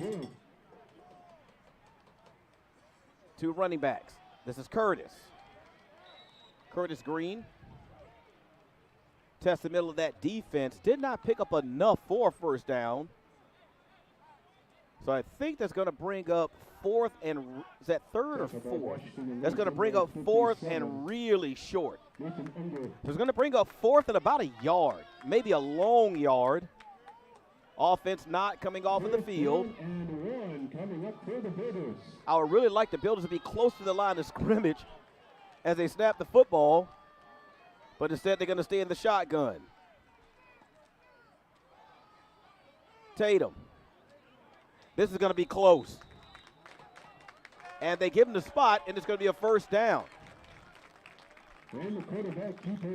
Always one of the scariest plays in football, in my opinion, where the yard to go, the yardage to gain is a yard, but you snap the football 7 yards away from where you need to get to get the first down.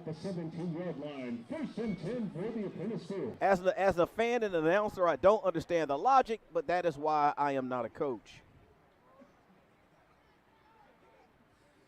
Tatum, pressured, able to get away, loses the football. Builders able to pounce on it. So that's 2 times now on this drive. Builders have tried to give the football away. And that's not being efficient on offense. So heads up play by Tyler Lacey to jump on that loose ball and secure possession for the Builders. And that pushes them back even further now. 2nd and 18. Upcoming for the Builders. They can get a first down without, of course, scoring a touchdown. Play clock at 10.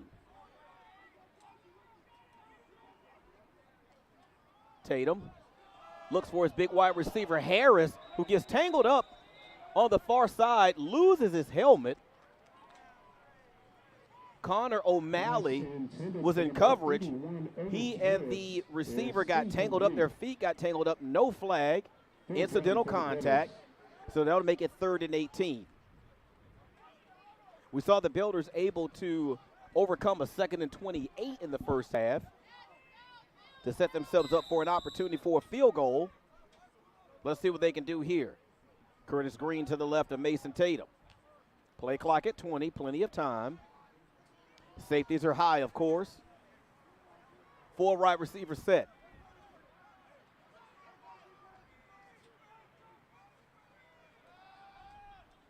Tatum deals to the corner. Pass way too high for the intended receiver to Kavian Petty. Number 6 to Kavian Petty. So that's going to bring up 4th down 18. 4th down for the Apprentice School. So Jeremiah Morgan is going to come on to try to attempt a 43-yard field goal.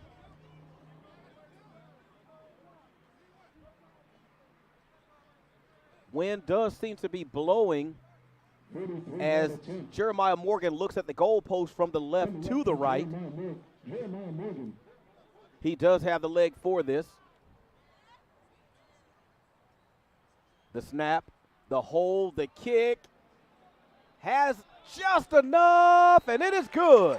And the field goal is good. 43-yard field goal by Jeremiah Morgan cuts the lead to 21-6 Score now, Washington in lead here at the 21. Apprentice School Athletic And Center the Apprentice School 6. on homecoming. So again, that was a 43-yard field goal made by Jeremiah Morgan. And that is at the 9:09 mark of the third quarter. So that's a good way to open the second half if you're the Builders, to go on a nice drive to put points on the board. As the Builders were able to keep the Generals off the scoreboard just prior to the half, as they forced a missed field goal by Ramirez, and that's why the halftime score stayed at 21-3. But Builders able to come out on the strong leg of Jeremiah Morgan and put 3 on the board. So the Builders just have to chip away at this lead a little bit at a time. There's no 18-point play in football as Jeremiah Morgan boots it, taken by Bland. Bland with another nice return. Bland pushed out of bounds finally on the far side of the Generals' side of the field, but not before Bland is able to get the football out to about the 34, maybe a little bit deeper, as they look to spot the football. On the push out at the 34-yard line. So a 34-yard return by Bland sets the offense up with nice field position.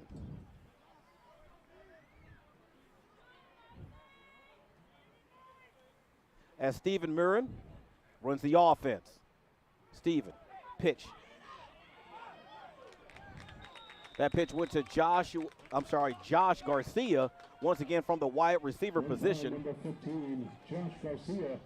He is tackled by the Builders, number 20. So Garcia able to pick up about 2 yards on the play.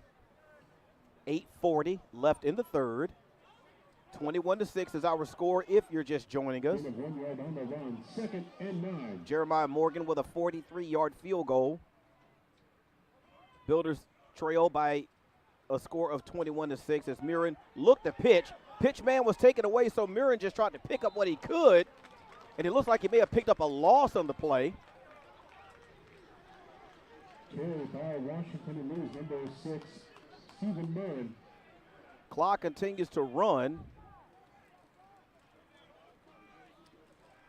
And they spot the football back at the 33-yard line. So there was a loss on the play, about a 4-yard loss on the play. So that essentially goes as a sack. So this is huge right now, Builders. Got them right where they want them, 3rd and long as Mirren looks. Can't find anybody, steps up in the pocket. He's hit. Football is out. And they're going to rule that, I believe, as an incomplete pass. Nice job with the hit there by K-Twan Schuler, who was actually shaken up earlier in the half. In the first half, actually. He's back out there wreaking havoc. So good job by the Builders to hold after a 34-yard kickoff return. Builders able to hold and get the football back.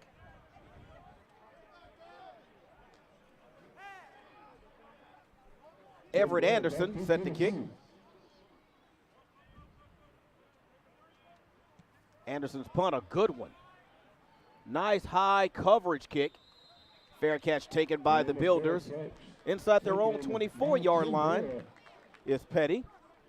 So the Builders will take over there, trailing 21-6. Nice job by the defense after the offense was able to drive the length of the field and put 3 on the board, but at some point in time, the Builders have to punch it in. And the Builder offense will come onto the field. First and 10. A couple of really unique things about these teams, if you're not familiar, is Mason Tatum has back split to his left and his right. The give goes to Jackson. Jackson able to get upfield for a few yards, bring up second down. If you're a fan of Washington and Lee, one of the unique things about them, according to their coach Garrett LaRose, is that they have players on their team that come from 20 plus different states. So they have players from all over the country that are on their roster, not just out of the general area, but just from all over the country. 21 plus states represented on their roster. As the pass to the outside to Corpus is double caught. Ricardo Corpus was able to tip the high pass back to himself and brought it in. And if you notice, he's not wearing gloves. So it wasn't the tackified gloves that he used to try to bring that football in. He just used it with just pure him. Beautiful catch by Ricardo Corpus. That sets the Builders up first down at their own 43-yard line. That gave the fans something to cheer about as the handoff goes to Jackson. Jackson able to run over a couple of guys, get across midfield into plus territory for another Builder first down. Builders have another player down. We have a stoppage.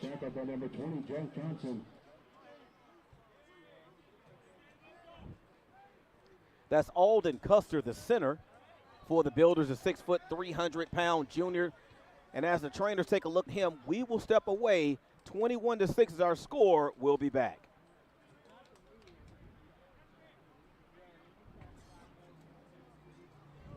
How much you earn has a lot to do with how much you learn.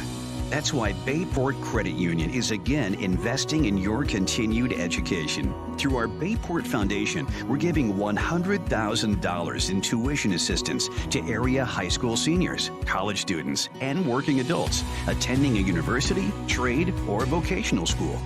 Everyone deserves to be happy, healthy, and financially wise. Visit bayportcu.org to learn more. I am Fatima Medina and I work for HII, building the most powerful ships in the U.S. Navy. The digital technology I use is a generational change in the way that we build ships, making the construction of aircraft carriers more efficient. Plus, I get to work with veterans. Thanks to them, we all have our freedom and we need to work hard to keep it. I am Fatima Medina and I work for HII. Alden Custer able to make it off of the field under his own power, so he's going to be replaced at the center position by Gabe Sheffield, the 6'2", 305-pound freshman. How much you earn has a lot to do with how. So the offense will need the center to settle down as quickly as possible. I'm pretty sure butterflies are all over the place in his stomach. Nice snap. Give. Jackson able to step outside. Jackson gets all the way downfield to just outside of the 20-yard line. Builders first down. Beautiful job of vision displayed that time by Jackson to pick up a nice run from scrimmage. 21-yard gain on the run. First and 10. Builders at the 22. 5:45 remaining in the third. Builders trail 21-6. It's Mason Tatum with Jackson to his left. Delayed handoff. Jackson. That time, too much penetration in the backfield. Jackson is going to be dropped for about a 2-yard loss. So I told you that one of the unique things about this Washington and Lee General football team is that they have players from 20-plus different states on their roster as another Builder makes his way to the sideline with a limp. Builders, of course, if you are unfamiliar with the program, These are actually employees of the company as well as student athletes. As we get a whistle, we get a stoppage. This may be a pre-snap penalty, and I believe it's going to be a false start on the Builders. False start on the offense, 5-yard penalty, still second down. As we get a lot of feedback right there from Pat Ryan as he gives that call, so that's going to back the Builders up 5 yards. But yeah, this team is unique because, again, they are actually employees as well as students. So they actually go to work tomorrow morning. Yes, they will be attending school, but they actually are paid. I'm not going to tell you what they make an hour, but they're actually paid while they are in school. Now, my question is that on Saturdays when they play football, what charge are they putting this time on as the pass goes over the middle? Tough catch, big hit. Petty with the catch and holds on to the grab inside the 10-yard line. First and goal, Builder. As Dacavian Petty makes his second reception of the afternoon, and it's a big one. Sets the Builders up. First and goal, 4:10 remaining in the third. Builders trying to slowly claw their way back into this one. Handoff goes to Jackson. Jackson able to shed a couple of tacklers, but the Generals do a nice job of swarming to the football. And I think there may have been a bit of a loss on the play. So that's going to push the line of scrimmage back to somewhere around about the 10-yard line for the Builders. As the offenses seem to come alive somewhat here in the second half after being somewhat stagnant in the first.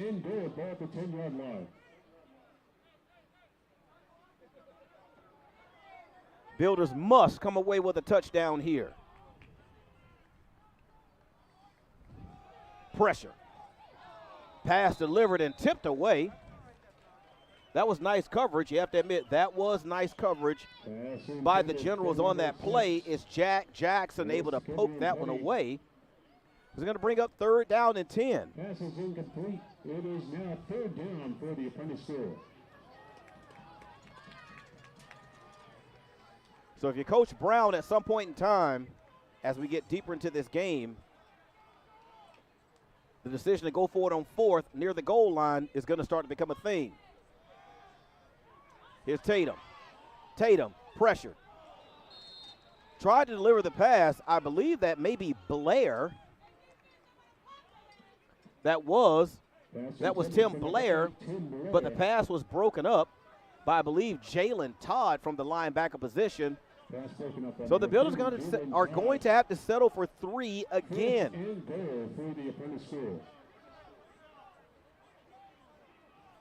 So on to attempt a 27-yard field goal is Jeremiah Morgan.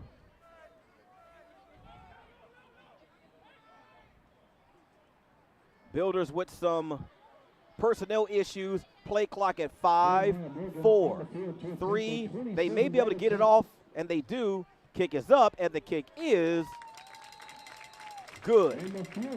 So Jeremiah Morgan with another field goal. This one 27 yards. On the board. The Generals still lead 21-9. As the General leads now is cut to 12 at the 3:05 mark of the third. Builders now trail 21-9 here on homecoming at the Apprentice Athletic Center here in Newport News, Virginia. So Builders are starting to put together some plays between the 20s. But it's once they get into the red area that things start to bog down. And, of course, understandably so, because that's when the defense starts to get a little bit more condensed. That's when guys who are normally 10, 15 yards away from the line of scrimmage are now only 5 or 6 or 7 yards away from the line of scrimmage. And it's hard to get the football in front of those guys and into the end zone. So Builders just need to be a little bit more imaginative with their play calling in close, and they can get it into the end zone as Jeremiah Morgan puts foot to football. Here's Bland. Bland with another nice return. Special teams has been a bit of an issue all afternoon for the Builders, as Bland once again able to set the offense up with good field position. The last time he took a kickoff back, he got it to the 34. This time he got it to the 35. So that's a really good starting field average for the visiting Generals.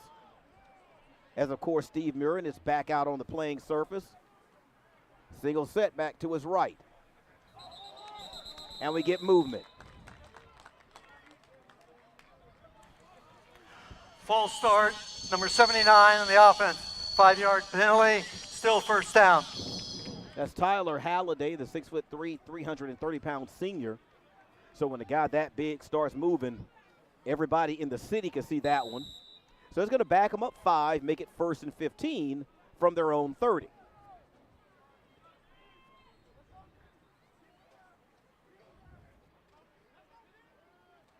Murin tries to pitch it. Now that would actually be an incomplete pass because he tried to pitch it forward. So that should go down as an incomplete pass. I believe that's what it is. And not a fumble. As we get a stoppage, the head linesman, Shannon Keller, is going to go over and talk to the ref, Pat Ryan, because that wasn't necessarily a fumble because Murin tried to pitch it forward. So that should probably be an incomplete pass, which means it should come back to the original line of scrimmage and make it 2nd and 15.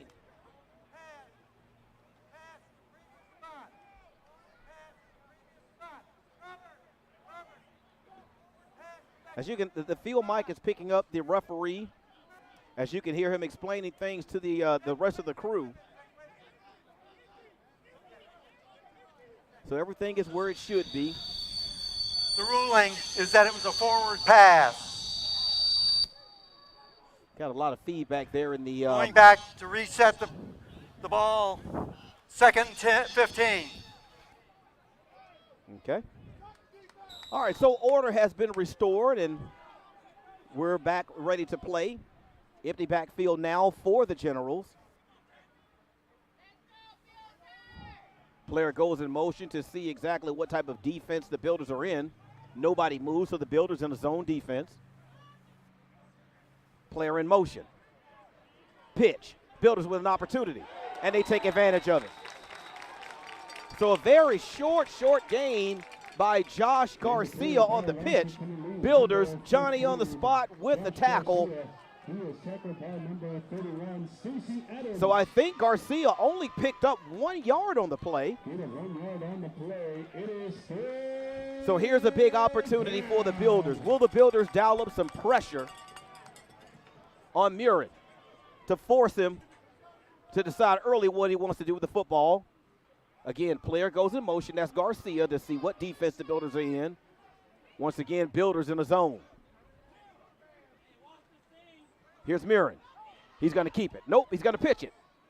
Nice job of knifing in and tripping up the ball carrier, Romero.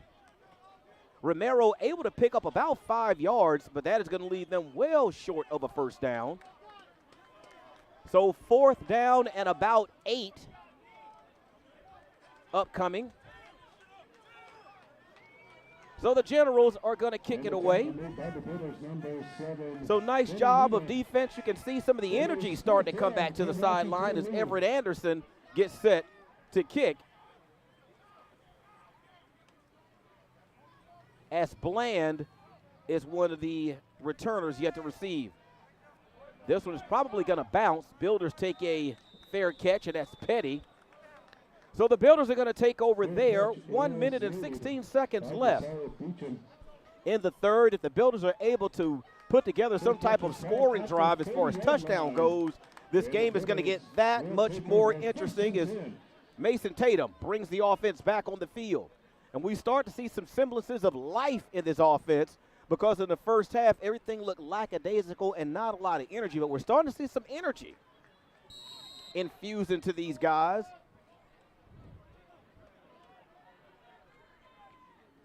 As the Builders prepare to take this offensive snap, Mason Tatum, single set back to his right. Pitch to the outside. That's Jackson.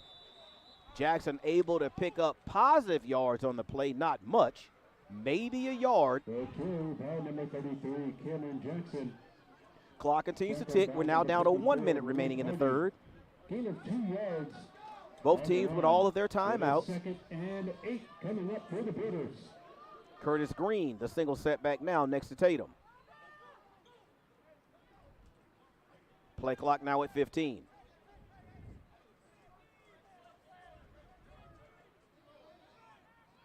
Safeties are high for the Generals. Tatum tries to go to the outside to Harris. Harris, I think that's either Harris's third or fourth target, but that is his first catch of the afternoon. That one probably picked up about 5, maybe 6 on the play.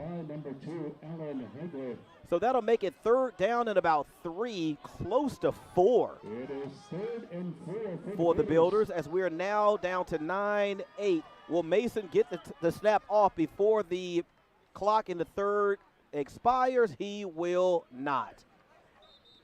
And that'll bring us to the end of the third quarter here at the Apprentice Athletic Center here in Newport News, Virginia. It's homecoming, ladies and gentlemen. The Builders trail the Generals of Washington and Lee by a score of 21-9.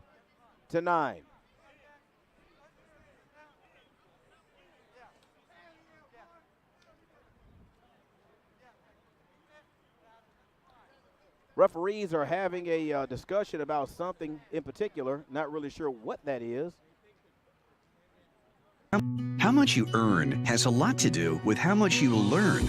That's why Bayport Credit Union is again investing in your continued education. Through our Bayport Foundation, we're giving $100,000 in tuition assistance to area high school seniors, college students, and working adults attending a university, trade, or vocational school.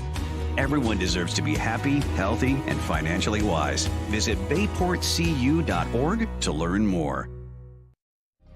I am Fatima Medina, and I work for HII, building the most powerful ships in the U.S. Navy.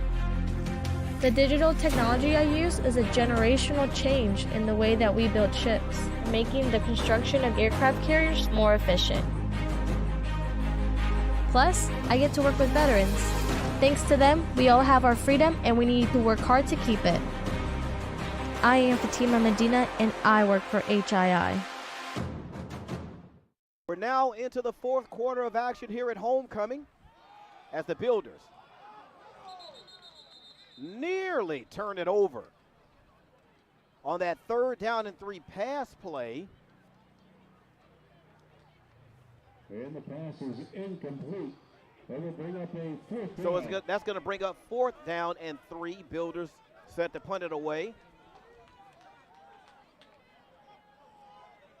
As some of the inefficiency in the passing game kind of reared its ugly head on that 3rd down play, it looked like there was some confusion between Tatum and the receivers.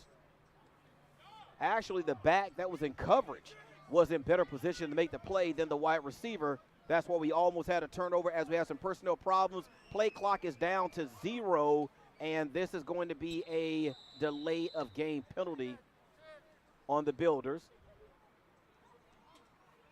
Builders with some personnel issues right there as we get the call from Pat Ryan. Dead ball, delay of game on the offense. 5, still 4th down.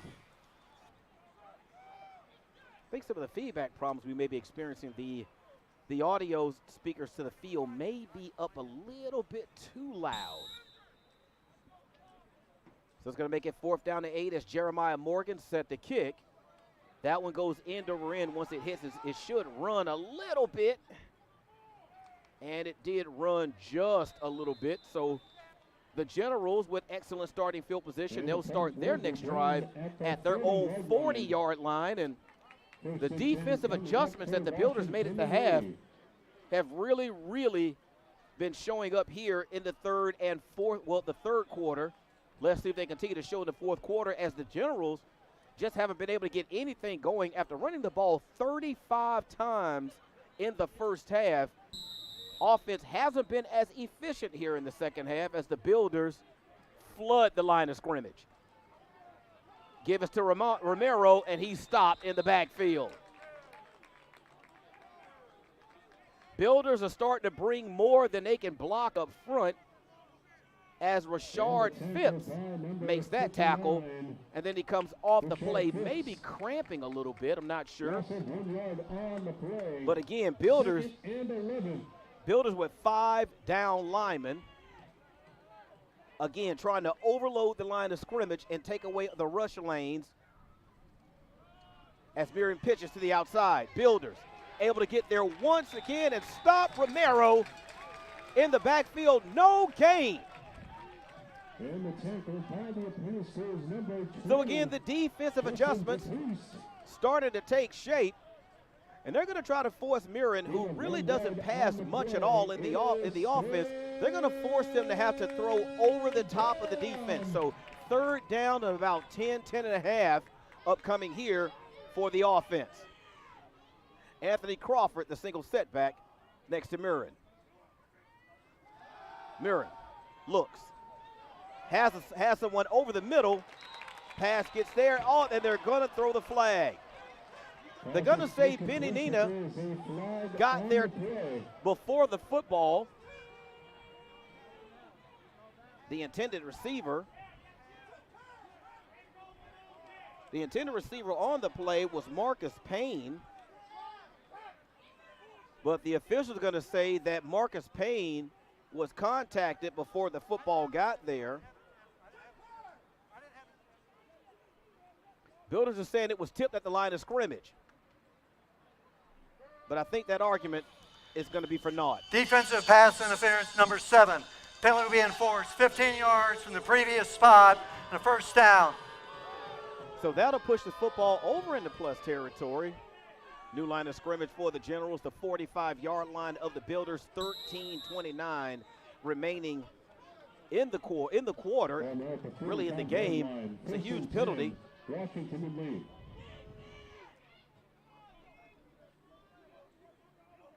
Player in motion is Payne. Give. Goes up the middle to Crawford. Crawford already has 1 touchdown run on the day. Only able to pick up about a yard on that play.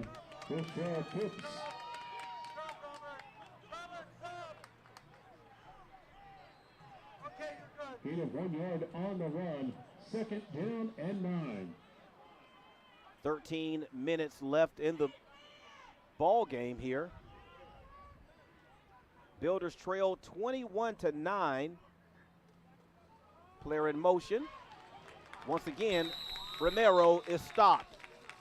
Actually, I believe Romero was stopped behind the line of scrimmage. So he lost a yard on the play, so it's going to bring up 3rd and 10. So the Builders have been doing a great job on 1st and 2nd down. If it wasn't for that pass interference call, the Builders will have the football right now.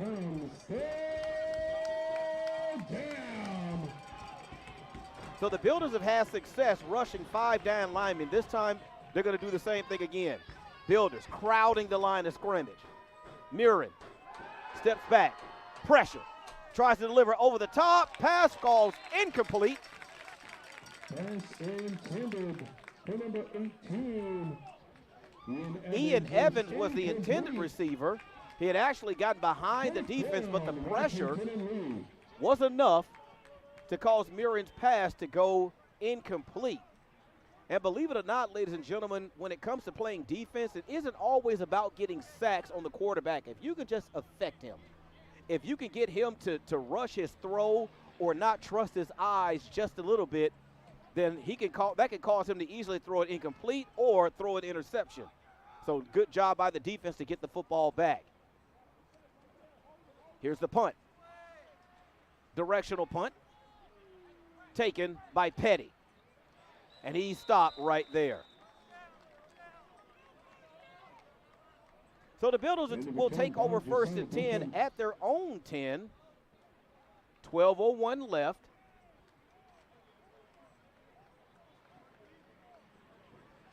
Builders trail by 2 possessions. So the Builders are going to start to put a little bit of pressure on the Generals. They need to mount a scoring drive starting right now. The give is to Jackson. Jackson tries to get around the outside, but the General defense was ready. Builders have had a huge amount of success on the ground, running in between the tackles and not necessarily attacking the edges. That's really not the strength of our running game because our backs are bigger than they are fast. So let those big guys run in between the tackles and wear this defensive front down a little bit. Play clock at 13. Tatum gives instructions to the offensive line on where to slot the protection. Tatum tripped up in the backfield. He goes down.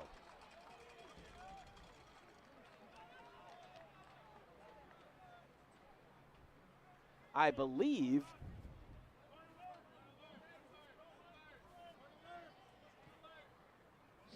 again, these numbers are somewhat confusing because I believe that was 89 with the sack, but 89 is a tight end. So that was actually Johnny McGrath with that sack on Mason Tatum. That now makes it 3rd down 14 from the Builders 6. Clock close to 10.5 remaining. Tatum out of his own end zone. Loads up to throw the corpus, and that one wasn't even close to being complete. And the pass is incomplete. So the Builders 3 plays minus 4 yards, and that's going to cause Jeremiah Morgan to have to punt out of his own end zone, which should set the Generals up with good field position in plus territory. Now back to receive is Bland. And Bland has been excellent today on kickoff and punt returns. So if he gets his average on this punt return, they could be almost on the edge of the red zone as Morgan's punt goes straight up the chute, not very far. Builders needed to take off and run, and it does a little bit. But that is still going to give the Generals excellent field position at the Builder 39-40-yard line is where the football will be spotted. Down at the 30-yard line. Washington and Lee will take over 1st and 10. So the offense and special teams set up the offense for the Generals with excellent field position here. 10-13 left.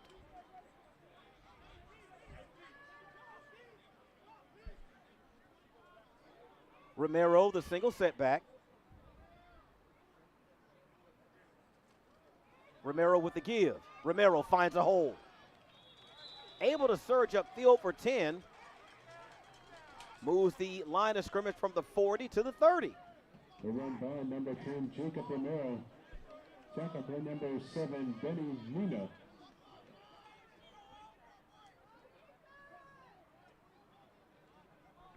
Now, Washington and Lee is a Division III football program. They play in the ODAC. And they did win an ODAC championship a couple of years ago, so this isn't your normal homecoming opponent as Romero able to get inside for about 5. Closer to 4. Going to bring up 2nd down and 6. Sack above the Builders, number 25. 9.5 minutes left. That's Mason Bryant. 2nd down for Washington and Lee. Player in motion. Tough snap. Builders with an opportunity, and they get it. Fumble recovery by Chase Gaines, and the defense once again does exactly what it needs to do to help out the offense as the Builders attempt to try to cut into this 12-point deficit, 21-9. They trail the Generals. As a matter of fact, they've held the Generals scoreless in the second half. Our halftime score was 21-3 Generals, and they haven't scored anything since. So the Builders with an opportunity. Normally right after a penalty, a turnover is always good to go right up top. Builders decide to run instead. And Johnny McGrath is there for the takedown. The carry by number 1. Minimal gain by the Builders on that play. Tackle by number 99, Johnny McGrath. As a matter of fact, no gain on that play. So soon the Builders need to show a little bit more of a sense of urgency in the offense. Tatum wasn't quite ready for that snap, and that's going to be a sack, but I believe that's going to be a penalty, though.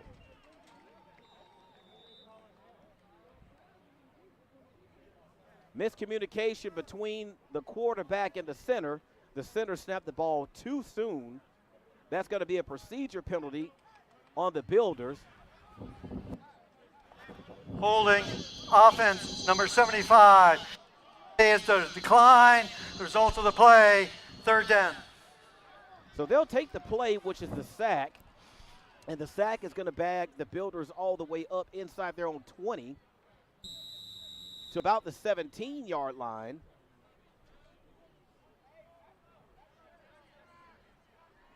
So that's going to make it 3rd down and a lot. 17-yard line.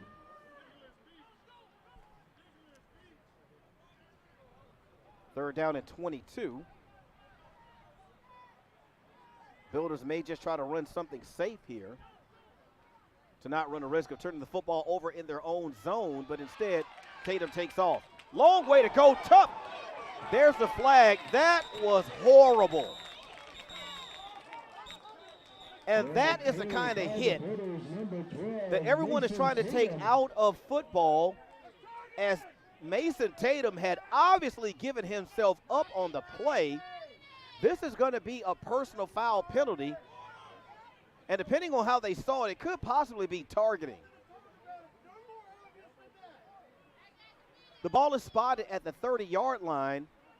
Definitely want to check on Mason Tatum to see if he's okay, because that was definitely a helmet-to-helmet shot.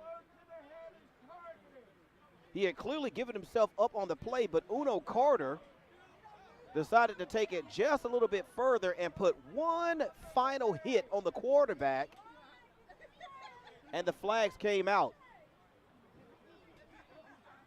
Lead the discussion here by the officials. Now we don't have the privilege of replay, so the referees can't go and review the call. So whatever they decide is going to be the call on the field.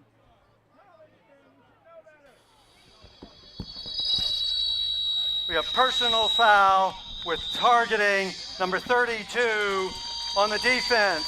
The 15-yard penalty will be added to the end of the run. 32 is disqualified.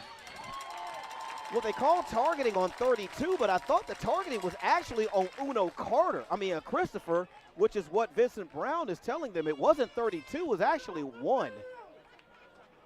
So 1, Uno Carter, who is one of the starting linebackers, is really the culprit that committed the targeting infraction. So the ref is going to go over and talk to Garrett LaRose, but I believe they may have gotten the call or the number of the player incorrect.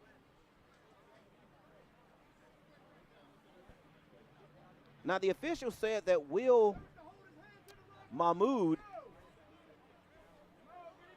is going to be disqualified, when in all honesty it really should be Uno Christopher.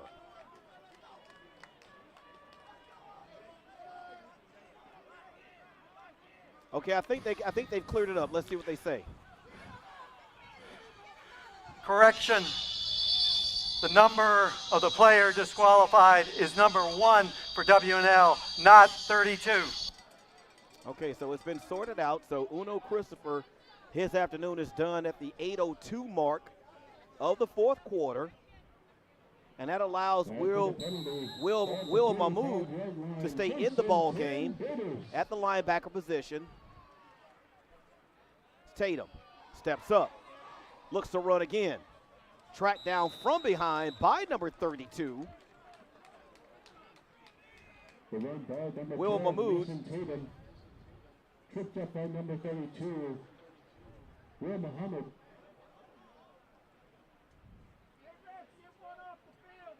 So Mahmood with the tackle of Mason. Tatum able to pick up about 2 yards. Clock continuing to run. 7:25 remaining in the football game. Builders trail by 12 as Jackson goes in motion. Tatum looks for a deep shot. Goes up top, throws into double coverage. Trying to find his receiver. Nothing doing is Petty. Pass intended for number 8 is Tim Blair. Oh, correction, that was Blair. I apologize. That was Pass Tim is Blair. incomplete. Third down.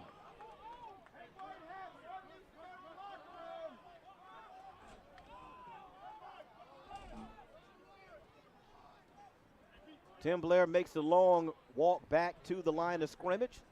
Clock stopped at 7:10. Third down and 8. Builders as the Generals show blitz.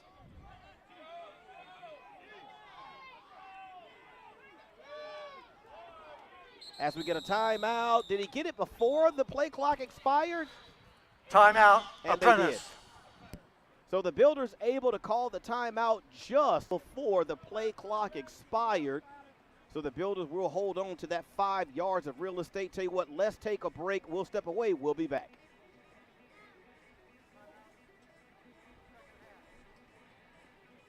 How much you earn has a lot to do with how much you learn. That's why Bayport Credit Union is again investing in your continued education. Through our Bayport Foundation, we're giving $100,000 in tuition assistance to area high school seniors, college students, and working adults attending a university, trade, or vocational school. Everyone deserves to be happy, healthy, and financially wise. Visit bayportcu.org to learn more.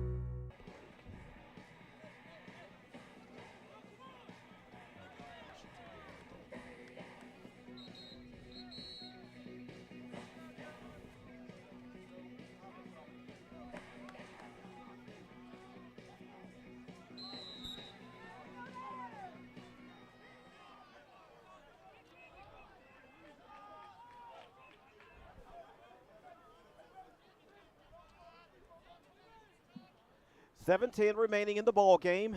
Builders 3rd and 8. Big play upcoming. Pressure.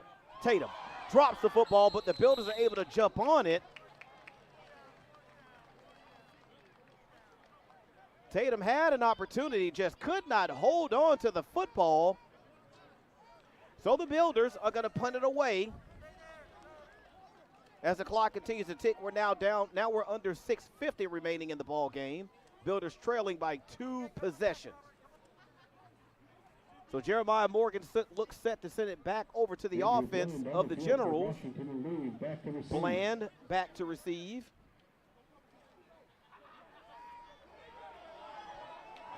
Builders with a fake. They're going to say he stepped out of bounds. Just inside plus territory, but that's going to come up about 2 to 3 yards short, and that is where the Generals will take over.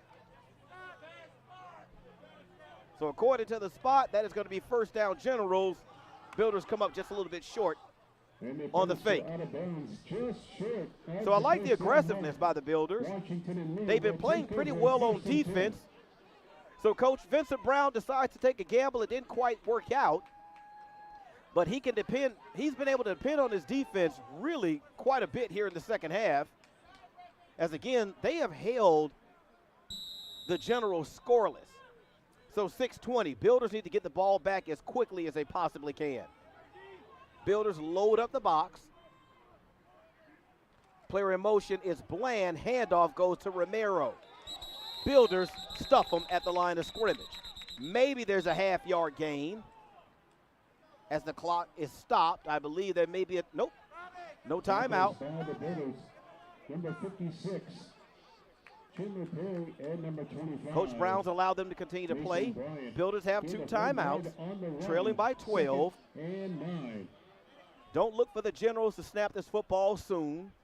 as the clock is ticking, and so is the play clock. Play clock is at 15, game clock at 5:46. So they'll hold it and snap it somewhere inside 5 seconds on the play clock. Bland in motion. Here's Romero. Builders stuff Romero, but not until he picks up about 5. So that's going to make it 3rd down. Clock continues to tick.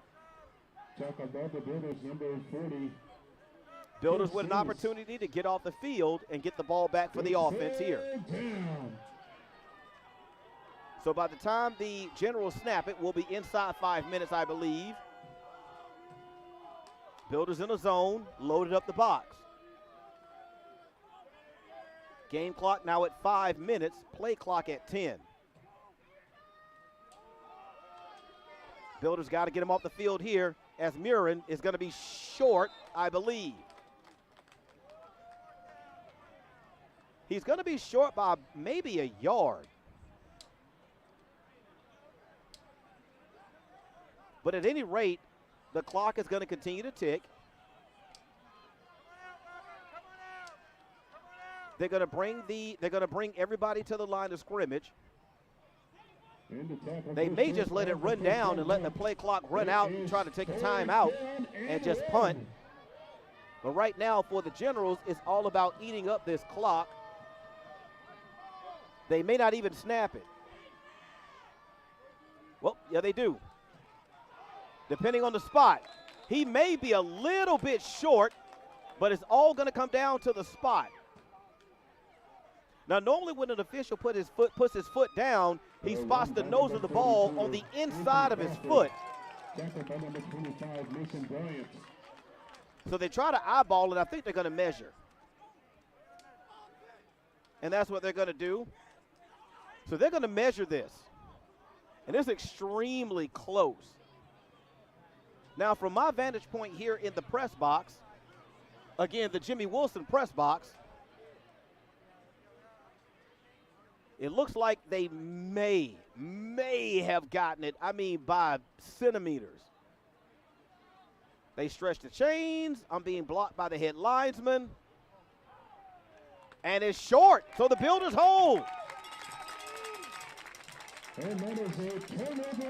Nice job by the defense to stick their nose in and hold them. So we're down to 4:05 remaining in the football game. Builders down by 12.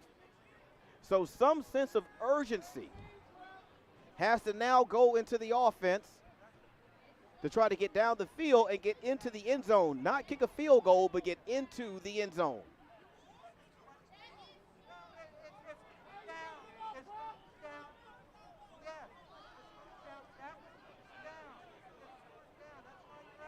I was trying to pick up what referee Ryan was saying, Pat Ryan was saying to the offense. Couldn't quite catch it. But the Builders know what's in front of them. Builders go 4 wide, single setback behind the quarterback.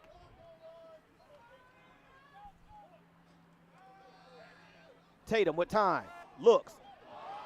That one goes off the hands of Ricardo Corpus, right into the hands of the defense. And Charles Fleming picks it off for the offense. And the Builders turn it over. That one went right through the hands of the intended receiver, Ricardo Corpus, carried off his hands and right into the awaiting hands of the defense. And the Builders turned it over on the first play. Wow. That stinks. 3:58 remaining in the football game. Washington and Lee with another opportunity to take more time off of the clock. As the give goes to the man in motion. That's Marcus Payne. Payne able to get upfield for about 8 on the play. Clock is going to continue to tick. So depending on what happens here, this is going to dictate when Coach Brown starts to use some of his timeouts. If they're able to stop him here, Coach Brown is going to start to use his timeouts. because, again, his team is down by 2 possessions. So your setback is Romero. Your man in motion is Payne. Mirren looks downfield. Wide open is his receiver on the left side. That's Cameron Reed. Cameron Reed is able to get all the way down inside the 5-yard line. It'll be 1st and goal, Generals, 3:08 remaining in the football game. Knocked down by number 3. That's Xavier Hunter. That was a big play. I'm not really sure what happened to coverage on that side of the field, but you can see that started to open up where the cornerback took the inside receiver, left the outside receiver uncovered, and that led to a huge play.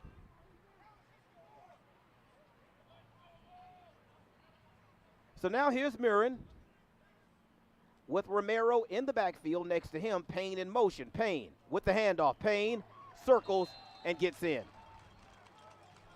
And the handoff to number. So that's a 3-yard touchdown run into the end zone as Builders have a injured player sitting on the turf. That's Marcus Payne, touchdown, Washington and Lee. That actually is Xavier Hunter that's down at the moment. As the Builders allow the touchdown, the Generals have extended their lead now to 27-9 over the Builders. Their first points of the second half.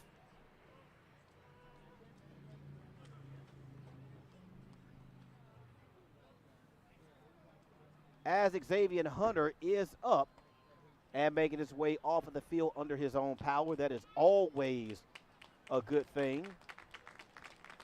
He does so to the applause of the crowd, of the home crowd.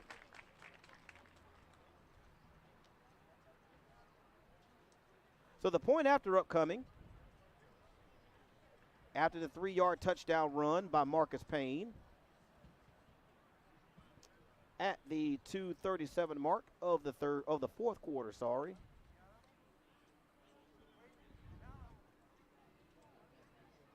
Arturo Ramirez on for the point after.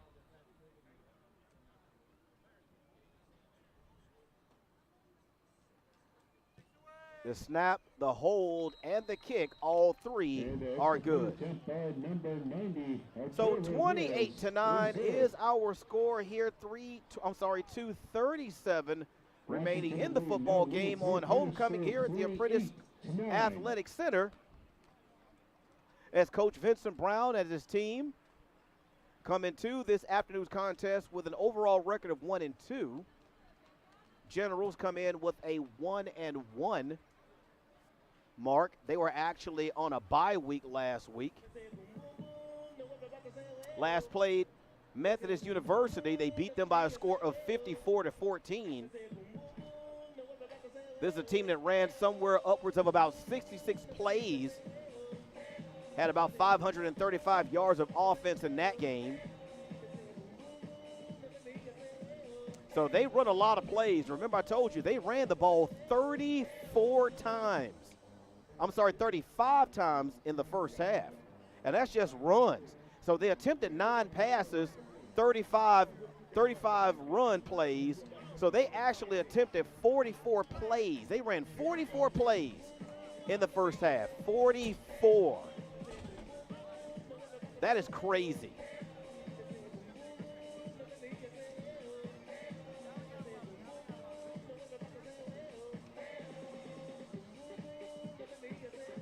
Builder set to receive.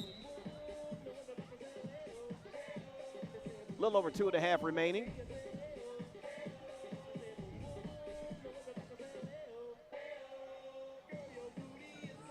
As Petty and Blair are back to receive the Ramirez kickoff.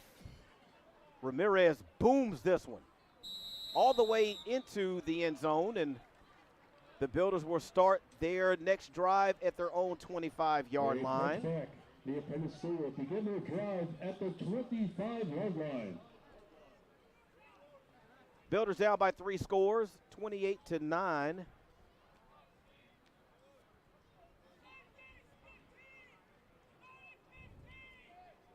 Been a tough day offensively for Mason Tatum and his mates.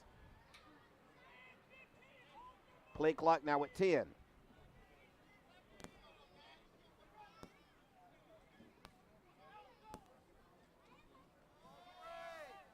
Football just too high for Ricardo Corpus. Sails over Ricardo's head and out of bounds. Is incomplete. 2nd and 10 for the Builders. We've seen quite a few of Mason's passes really go over the heads of his intended receivers. And sometimes you may ask, well, why is that?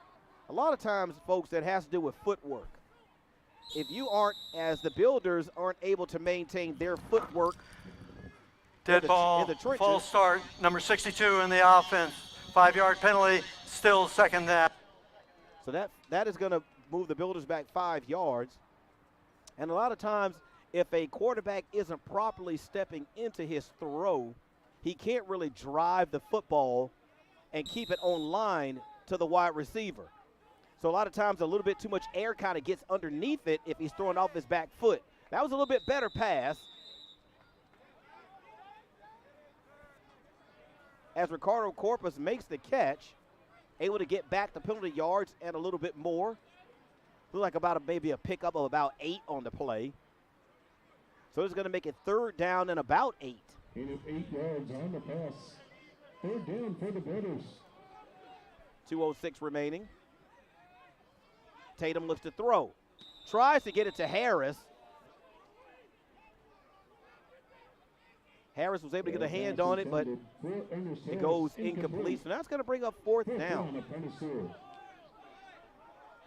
So, of course, the entire field is 4-down territory now for the Builders. Nope, no it isn't.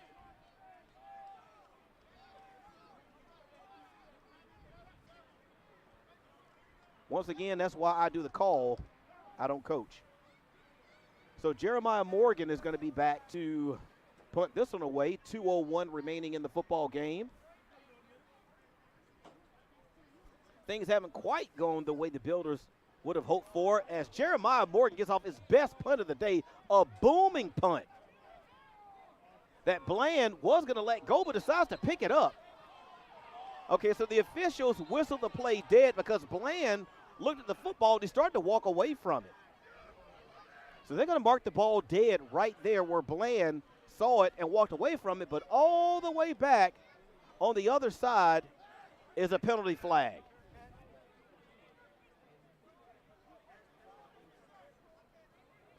So Pat Ryan will give us the call. This could be a holding or maybe an unsportsmanlike conduct or something.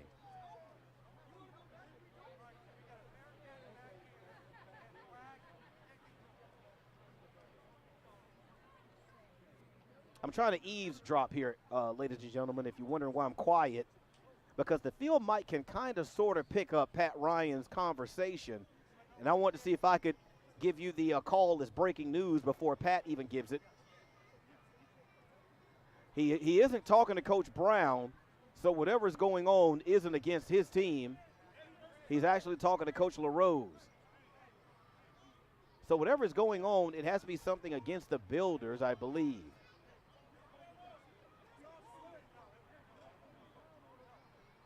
.142 left in the football game.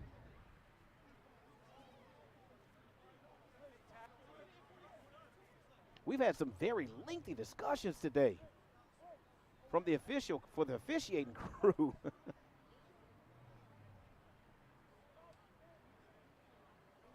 So Coach Ryan now makes his way over to Coach Brown.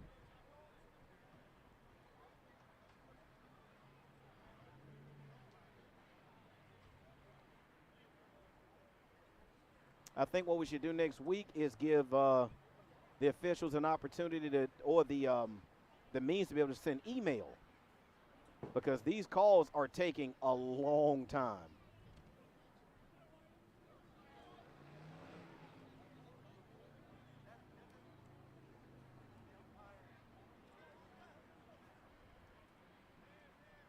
So again, homecoming is, we're going to get a oh boy. So now we have another flag and I believe that is going to be on Coach The Brown. ruling on the play is that there was a fair catch, so there is no advance. There was a hold on number 6 on the offense. That penalty is tacked on to the end of the run. Afterwards, we had a dead ball, unsportsmanlike conduct on head coach of Apprentice. Another 15 yards is tacked on. First down. So after all of that, you take where the ball was spotted dead on the punt, and you're going to tack on another 25 yards in holding and unsportsmanlike conduct penalties, I believe. So they looks like they assessed the unsportsmanlike conduct and not the hold.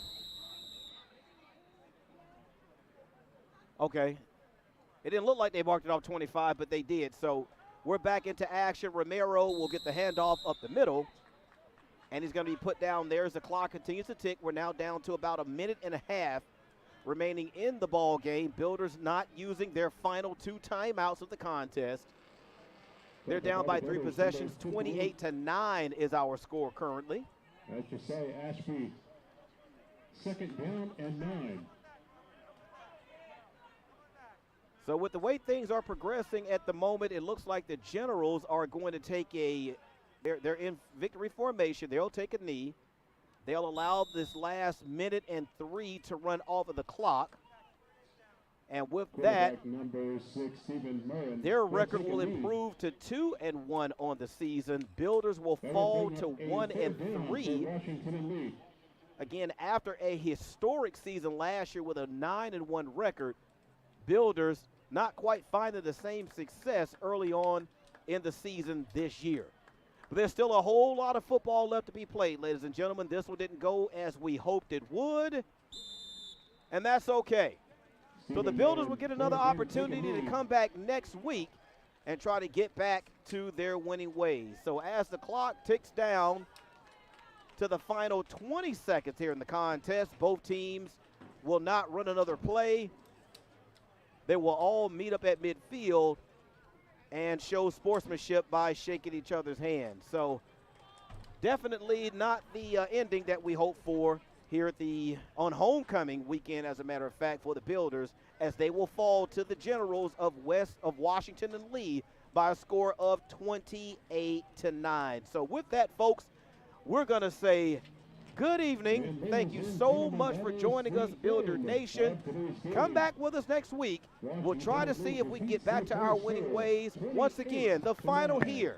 The Generals of Washington and Lee 28, the Apprentice School Builders 9. We want to thank you for joining us. For Howard McCain and Dave Davenport, we will see you here next week. And once again, remember, this is Builder Football.